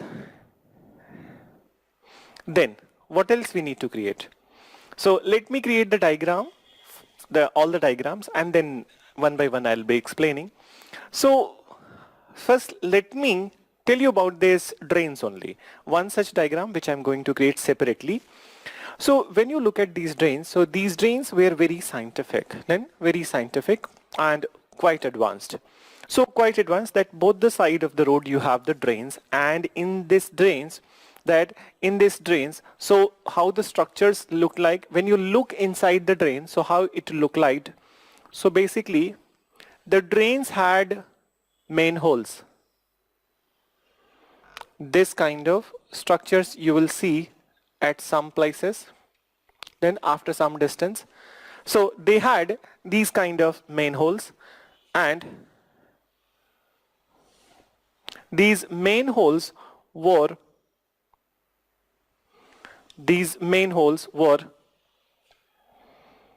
they are plastered.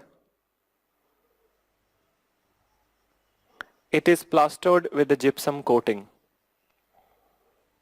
There is a plaster of gypsum coating over here in the manhole.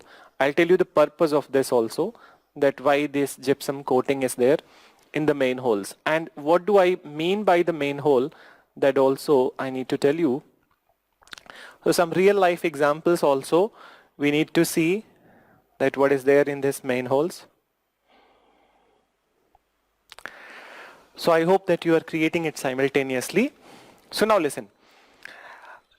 Let me give you the real life example. So when you walk on the road and you see that there are some round lids which are kept on the road, then, and these are the drains then, and very often you must be reading in the newspapers that while cleaning the drains, some manual scavenger died or death happened. It's very unfortunate, but these are the particularly manholes of the drains then, so where the cleaning happens. So here also in these drains you will see that after some distance you will see the manhole, and this manhole, it is plastered with the, so here I'm writing manhole, and this is plastered with the gypsum coating. So this is gypsum coating, and you know gypsum, calcium sulfate, generally this is the chemical formula.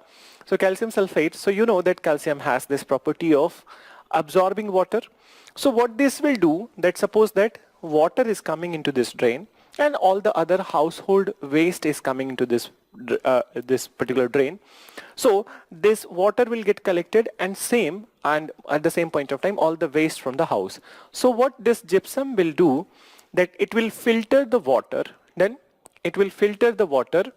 and moreover this water will be it will be recharging the ground. So this will be going into the ground. Then, so this clean water, comparatively, it will be recharging the ground. So it means that waste material will remain over here, and later on somebody will remove this waste from the manholes. Done. So you see that they had a very good hygiene sense, cleanliness, that they were very much aware about the cleanliness and hygiene sense, and even they were scientific in their endeavor that what they are going to create, it must be cleaned also. So this was the provision of the manhole, and gypsum coating was absorbing water, recharging it into the ground. So this is one type, one such thing. Then another thing, when you look at these sector, that these generally that this is like that grid pattern where the sectors, many sectors are there, and in these sectors houses are there. So when we look at the houses, so we have come across the instances of single story, double story, even triple story houses in the sectors. Then so a representative diagram I'm creating. अब ये मत समझना कि exactly ऐसे ही घर होते थे. It's a representative diagram only. So it's just to symbolize that single story house, double story house, and then even triple story houses were there in the sectors. Then so these all type of the houses were there in the sectors. And these all houses, as I said to you, they were made from the burnt brick of same shape and size. Moreover, these houses were connected with the main drains. These houses were connected with the main drains. So it means that the household waste which is generated in the houses, it is going to the main drain. So this provision was there. And another thing, so this is one aspect. Another aspect, somebody sent in the answer itself, when in the beginning when I asked about that, the why Indus Valley was so advanced. So somebody said one aspect of the Indus Valley that was related to privacy. So that is also one very important aspect of the Indus Valley civilization. Just listen. What you can call this direction, this road direction and this road direction. Then, so obviously if the roads are there, these are the main roads. So large number of people are going from these roads. Now, Indus Valley people, what they did, that when they were creating their houses, so what they did, that they did not made main gate of their houses facing the main road. So it means that in this direction, they will not create the road. In this direction, they will not create the road. But in fact, that they can create the road, that they can create the main gate here, here, or in this direction where there is no such road. So they created the main gate of their houses in the directions different from the main road. And why they did so? So perhaps it is believed that it was related to their privacy. Because when they were creating the gates, so in Indus Valley, you know it that in Indus Valley they were not creating the doors on their gates. Then so घर खुले होते थे, doors नहीं होते थे. And even in modern world also, that it's very unlikely that we'll be seeing the houses without the doors. But there are few places in India itself where the houses, they do have the doors, but they don't put a lock on the doors of the houses. And this is very popular about that one place in the Maharashtra, and very famous for Sunny Dev, that's Sunny Singnapur. In this area, people don't put locks on their doors. Then, so that is unique, but otherwise, that generally people have the doors and then it has the lock also. But in Indus Valley, they didn't have the doors, they have the gates, but didn't have the doors. And that's why, since the doors are open, so it must not be there in the main road direction. Moreover, when it comes to the structure, that the houses, what all things were included in the houses. So inside a house, you will find that bedrooms are there, courtyards are there, Then they had separate kitchen, they had separate washroom. And in some of that obviously those people who were well off, so in their houses, that inside those, some of the rooms, they were personal wells. Done. So personal wells were also there. Done. So personal wells were also there, not in all the houses, but in many of the houses, personal wells were also there. So they did have this provision. I came across a very funny question in one such batch. Let me share this with you. So somebody asked me that, did they had stairs in their houses? Did they have the stairs in their houses? And this question came after when I was done with this informational part, that single story, double story, and third story. So my reply to the person was, no, they didn't have stairs. If their houses were double story or triple story, so what they were doing, that how they were going to the third story, two people were catching the two people were holding the person who wanted to go to the first floor or second floor, and they were throwing him to the second floor then or the third floor. So it is implicit that if there is a second floor or third floor, so there must be stairs. ठीक है? So ऐसा होता है कुछ कुछ बार, but ऐसे questions अच्छे भी होते हैं, क्लास में मजा भी आता है. So this is how. So what I was saying, that these houses, they had these all kind of provisions. Moreover, these houses were also created from that burnt brick that I said earlier also. Another few other things that we need to talk about, which was there in the Citadel area. And Citadel area, for example, generally in Citadel area, so for example, that granaries and the common bath provision. So I'll be mentioning that what was there in what is common bath and what was the granary. Then, so please begin with the thoda likh lo, fir further I will explain. So you write, generally, Indus towns were divided into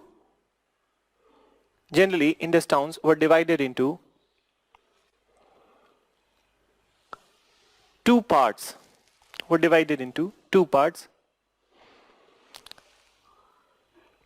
That is upper town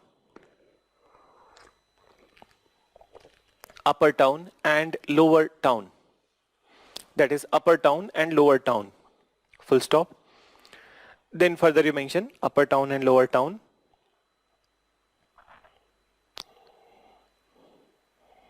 Upper town was known as Citadel. Created on an appraised platform.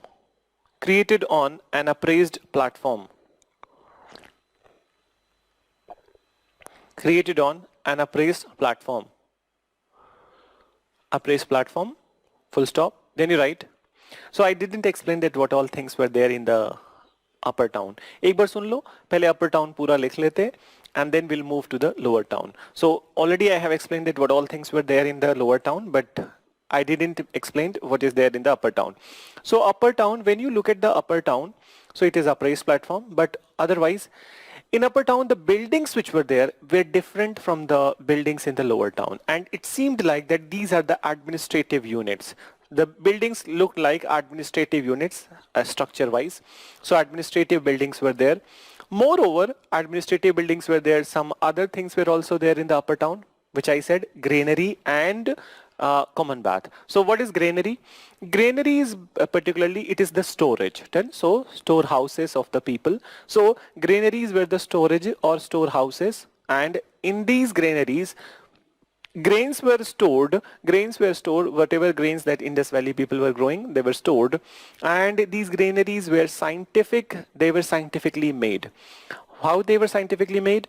Because, listen, that suppose that you are creating a storage, and in this storage, nowadays many advanced technologies are there that you are keeping the temperature low whereby you are storing. But otherwise at that point of time, there was no such technology that how you can keep the temperature low of the storage. So what they were doing, that they were creating strategic holes in the storages. Then, so why strategic holes? Because, you know, suppose you are storing wheat. You are storing wheat in these granaries, and if there is no such hole in the storage, so after some point of time, you know that all the grains have moisture, and this moisture will lead to the generation of the heat when they are stuffed inside. That heat will lead to the production of the gases, and moreover the fermentation and aerobic fermentation of the grains can happen. So grains can get spoiled. So these gases which are generated, they must be exchanged, they must be going out. So that's why they created some strategic holes in this particular granary so that gases can escape from the grains outside and they will not get spoiled. So they created it in scientific pattern. Then another very important thing which was found over there in the citadel area was common bath provision. What is this common bath? It was a water tank, and generally it was a stepped water tank, means that stairs are there and then there is a water tank. So these common bath was meant for the ritual bathing, means kabhi kuch celebration hai, kabhi festival hai, or any such ritual is there. So at that point of time people were washing themselves in this common bath. Then वैसे तो घर में सबके अपने washrooms होते थे, but on the occasion of some celebration, some function, that common bath or ritual bathing was there. So in this common bath was used. And one of the very great example of the common bath was the Great Bath of the Mohenjo-daro, which was the biggest common bath found in the Indus Valley civilization. So please write what you have written, that citadel, it was known as citadel. Then after full stop you mention, in this part of the town,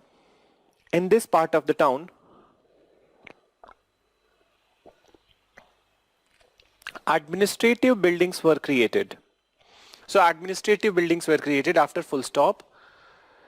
In citadel area, administrative buildings were created, full stop. Then you mention after that,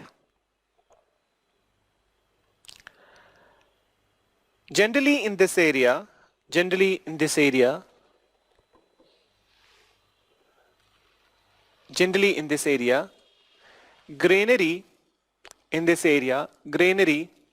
and common bath was created. Granary and common bath was created. Generally in this area, granary and common bath was created. Then what is this common bath and granary? One by one we'll be writing. So you write after full stop, granary was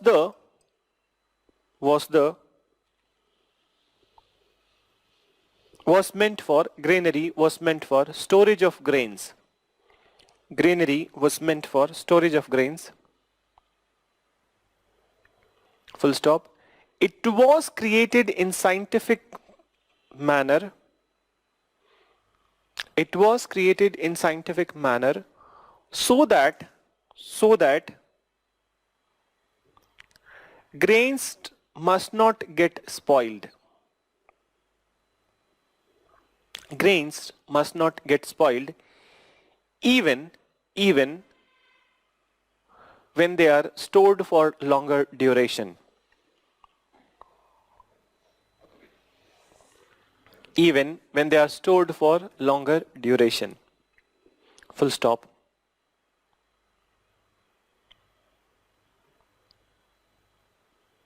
Then after full stop you write common bath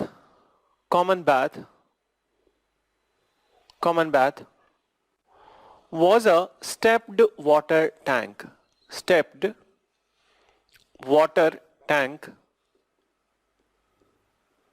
Stepped water tank meant for, common bath was stepped water tank meant for ritual bathing. Meant for ritual bathing.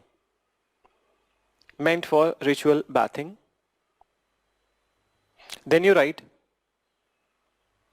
the best example of the common bath is Great Bath of Mohenjo-daro. Is Great Bath of Mohenjo-daro.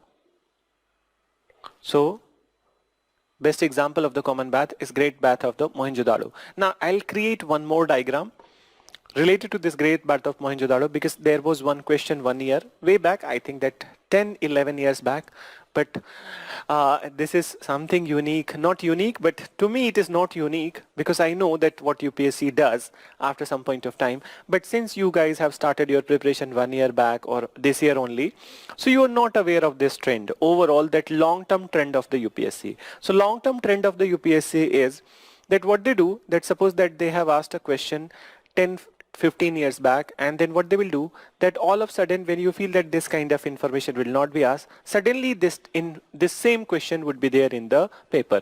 So then it becomes very important that we must be aware with the previous questions also. So previous questions also, and particularly, history, art and culture, this is a static portion. So here there is a chance of the repetition of the questions. Then in fact it has happened. Let me share one incident with you. And very recently, in 2014 and in 2015, not just one but two questions were repeated. And 2014, what they asked, there was one question related to that which of the following places are associated with the life of Buddha. This was one question, and another question was that which particular language was recently given classical language status. Both the questions of art and culture, 2014, 2015, both the questions were again there in paper. So ऐसा नहीं है कि questions repeat नहीं होते हैं. Then again one more question. I think that this question was related to the monasteries and some Buddhist monasteries. So Taibo Monastery, Kai Monastery, then and Ki Monastery. So some monasteries were asked. You needed to do the matchmaking that Taibo Monastery is situated at which place.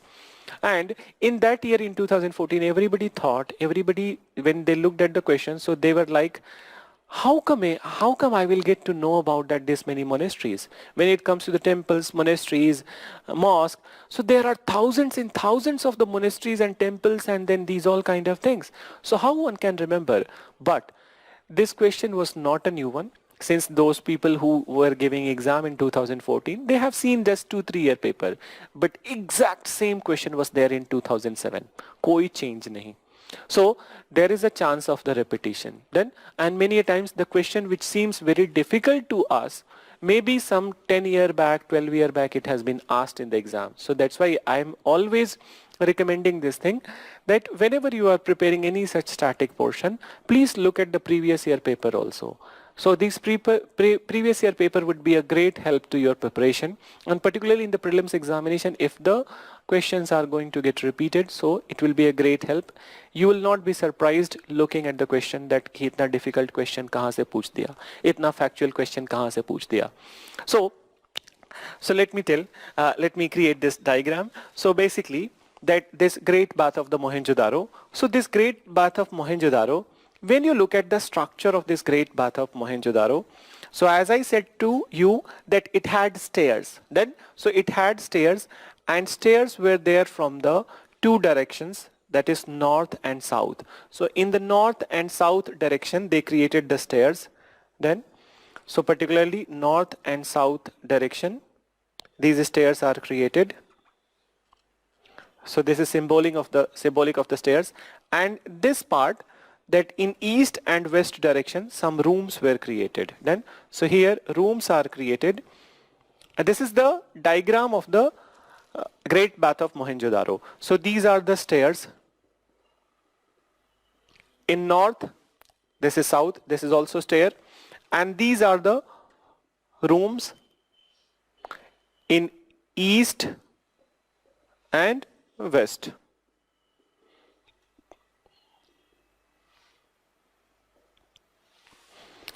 So the question in that year, 2010 is the year when they asked.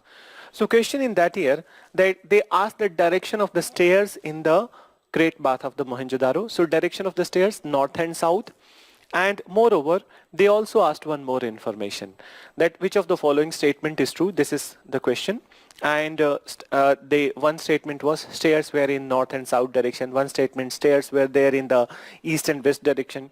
And another, the third option, that the stairs were made from the stone, and another, stairs were made from the brick. So what is true? So stairs were created in the north-south direction, and stairs were made from the brick, not from the stone. So this is the one information. So since you have written Great Bath of Mohenjo-daro, so you can just mention that in this stairs were created in north and south direction. In this, stairs were created in north and south direction.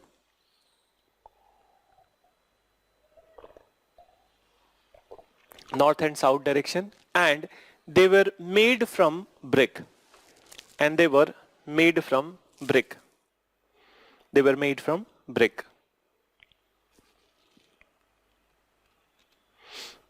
They were made from bricks. Full stop. So now we will move to the lower town. Okay? And I hope you understood that main whole part which I was explaining. So here only dictation part is there. So please mention. You can change paragraph and then you mention as compared to upper town. As compared to upper town, lower town was quite big in size.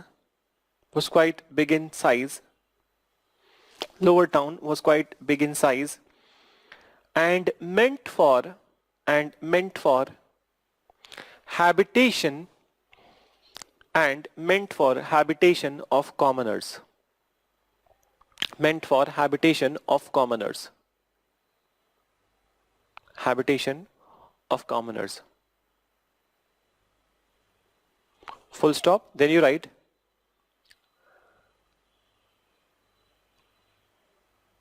lower town was based on sectoral planning. Lower town was based on sectoral planning. Sectoral planning, which means it was divided into many sectors. Which means it was divided into many sectors. Full stop.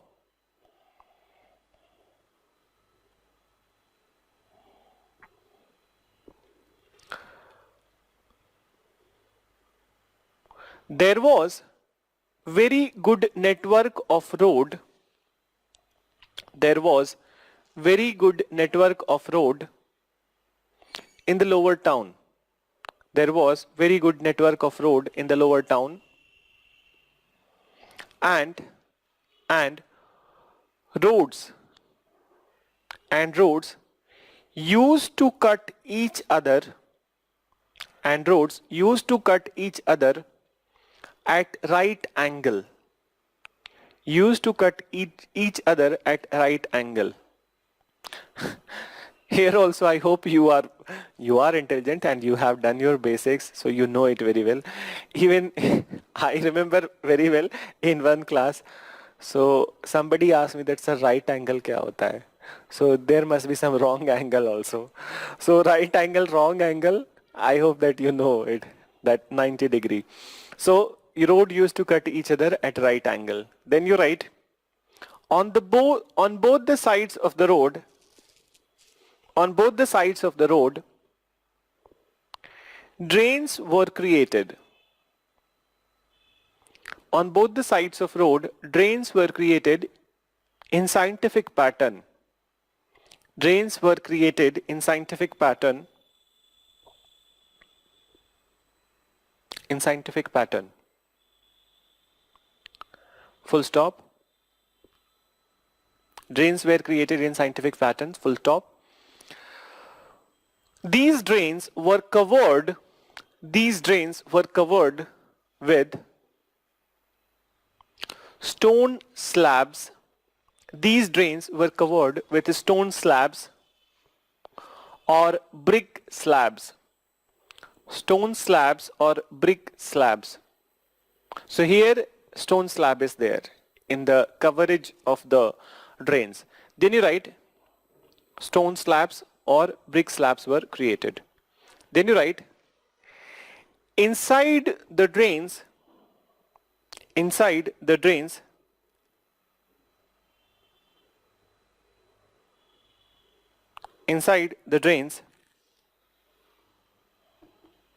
manholes were created. inside the drains, manholes were created. Manholes were created, which was lined with, or which was plastered likho, which was plastered with gypsum. Which was plastered with gypsum.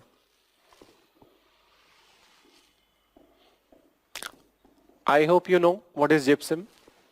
There is a very little difference between the gypsum and plaster of Paris.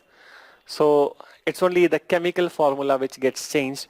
That calcium sulfate is the gypsum, and then anhydrous calcium sulfate is the plaster of Paris.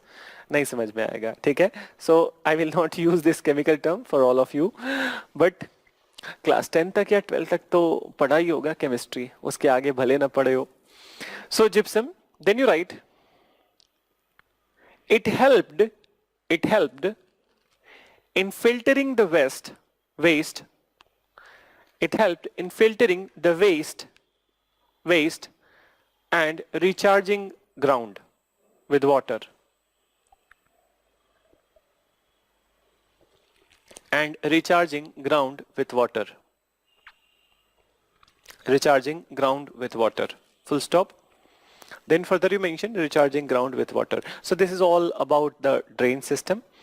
Then now what I mentioned to you, that inside the sectors that there were the houses were created, and houses we have come across the instances of single story, double story, even triple story houses. Then so triple story houses, and what you can infer from this, which we'll be discussing in the society during the Indus Valley civilization, basically when you see that all the type of the houses are there, it means that income inequality is there, but at the same point of time, if they are located in close vicinity, so it means that though the income inequality is there, but society is that not discriminatory.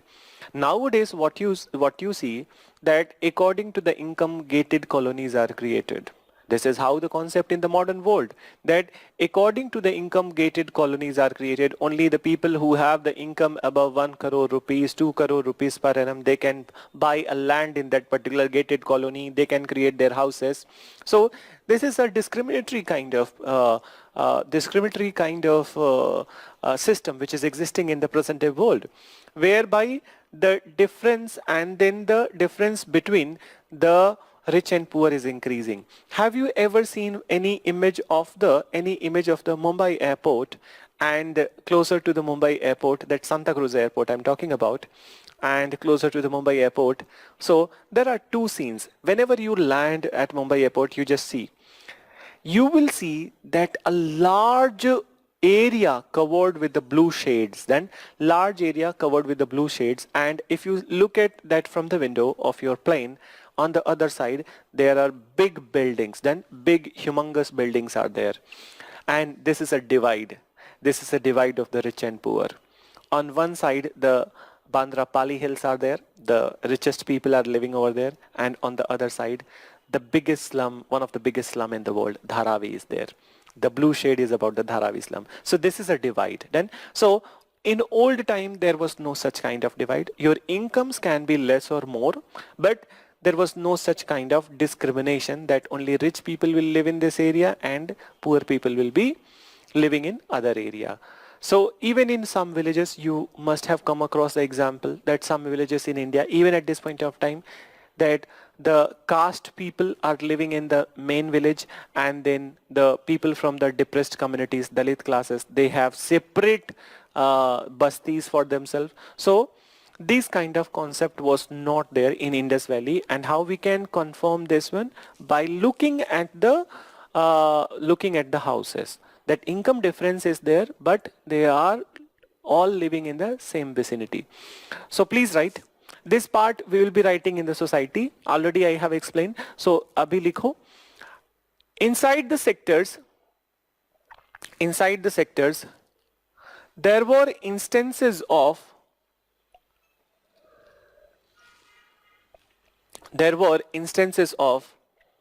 single story, double story and triple story houses. Single story and double story and triple story houses. Triple story houses, full stop. Then further you mention triple story houses. Then you write all the houses, all the houses, all the houses were made from burnt brick of same shape and size. All the houses were made of burnt brick of same shape and size. So let me explain this. The size was the length, breadth, width and height was in the ratio of 4 is to 2 is to 1. So the length of the brick 4, width of the brick 2 and height of the brick 1. So of same shape and sizes, that is 4 is to 2 is to 1. That is 4 is to 2 is to 1. Then further you mention 4 is to 2 is to 1. Then inside the houses,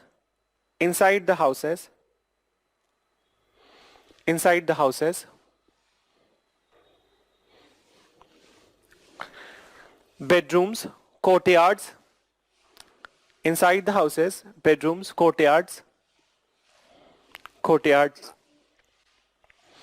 separate kitchen and separate washrooms. Separate kitchen and separate washrooms were created. Separate kitchen and separate washroom was created.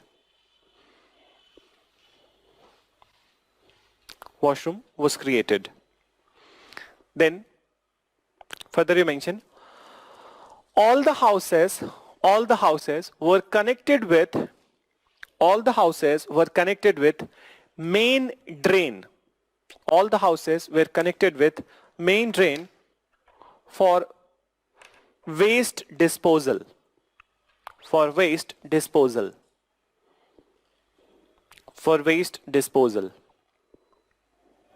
Then further you mention for waste disposal, full stop.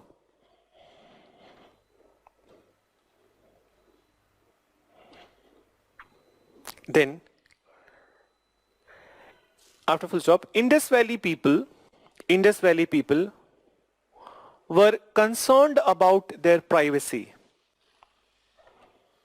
Indus Valley people were concerned about their privacy. That's why they did not created the main gates of their houses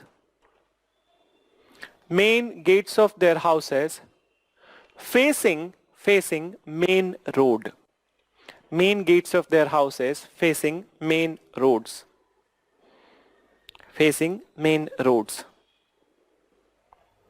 Then, so facing main roads.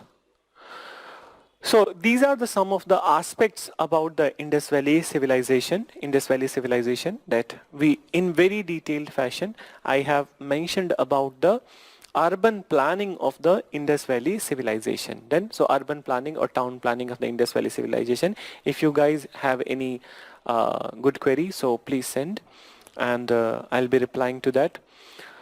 So and moreover, so after this particular part of the discussion, one thing people do ask that since they have this very good system of the measurement, obviously that 4 is to 2 is to 1, then bricks were of the same shape and size, so they must be having some kind of unit of measurement. So since we were not able to read what is written in their script, that is pictographic script, but it is very clear that though the name of the measurement is not known, but it is very clear that they used decimal system of the measurement. They were aware about the decimal things and then binary. So decimal and binary system they were aware about. So एक information wise लिख लो that they were, it seems that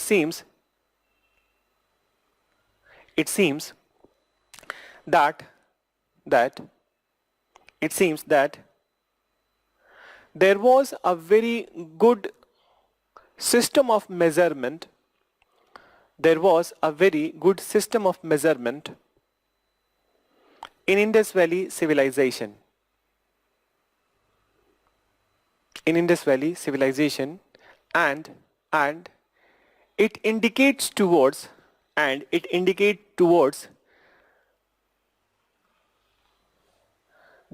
usage of decimal system. So Subham has sent one question. Let me read his question. So I feel amazed seeing Bauli in Mughal period, which resembled a lot to the Great Water Bath. Yes. So I just want to confirm that these water baths, were these structures prevalent earlier too in any other civilization from where the Mughal took inspiration, or it was just a mere coincidence as the excavation of the IVC was much done. IVC was done much after the perish of the Mughals. Yes. So let me tell you, Subham, that maybe that Mughals were not aware about this one, that this kind of water baths or common baths were there in India. But in ancient India itself, you will be reading that this is not the system which was just started by the Mughal, but in fact in South India it was there. You know that South India, that particularly the rain shadow part of the South India. When you'll be reading the geography, so you will come to know about the rain shadow part of the South India, where less rain happens. Particularly the coastal areas, huge amount of rain happens. For example, abhi November hai, and at the time of the November, so retreating monsoon is there. So Chennai and all the coastal areas will be receiving huge amount of rain. But otherwise, the inside, that from the areas which are from in between both the coastal areas, they are the rain shadow areas. So here rain happens little less. And moreover, since the rivers are not full with the water all the time, so many dynasties in the South India, they started constructing the water bunds and then water bodies. So they created, in fact, you will be reading about the Chola rulers, that they were very concerned about the rainwater harvesting devices. Not only they created, the Chola rulers, that they creating rainwater harvesting devices, but also at the same point of time, they wrote on the importance of the storage of the water. Then, so importance of the storage of the water. So in South India, though not exactly like the stairs, but water storage system was very prevalent then.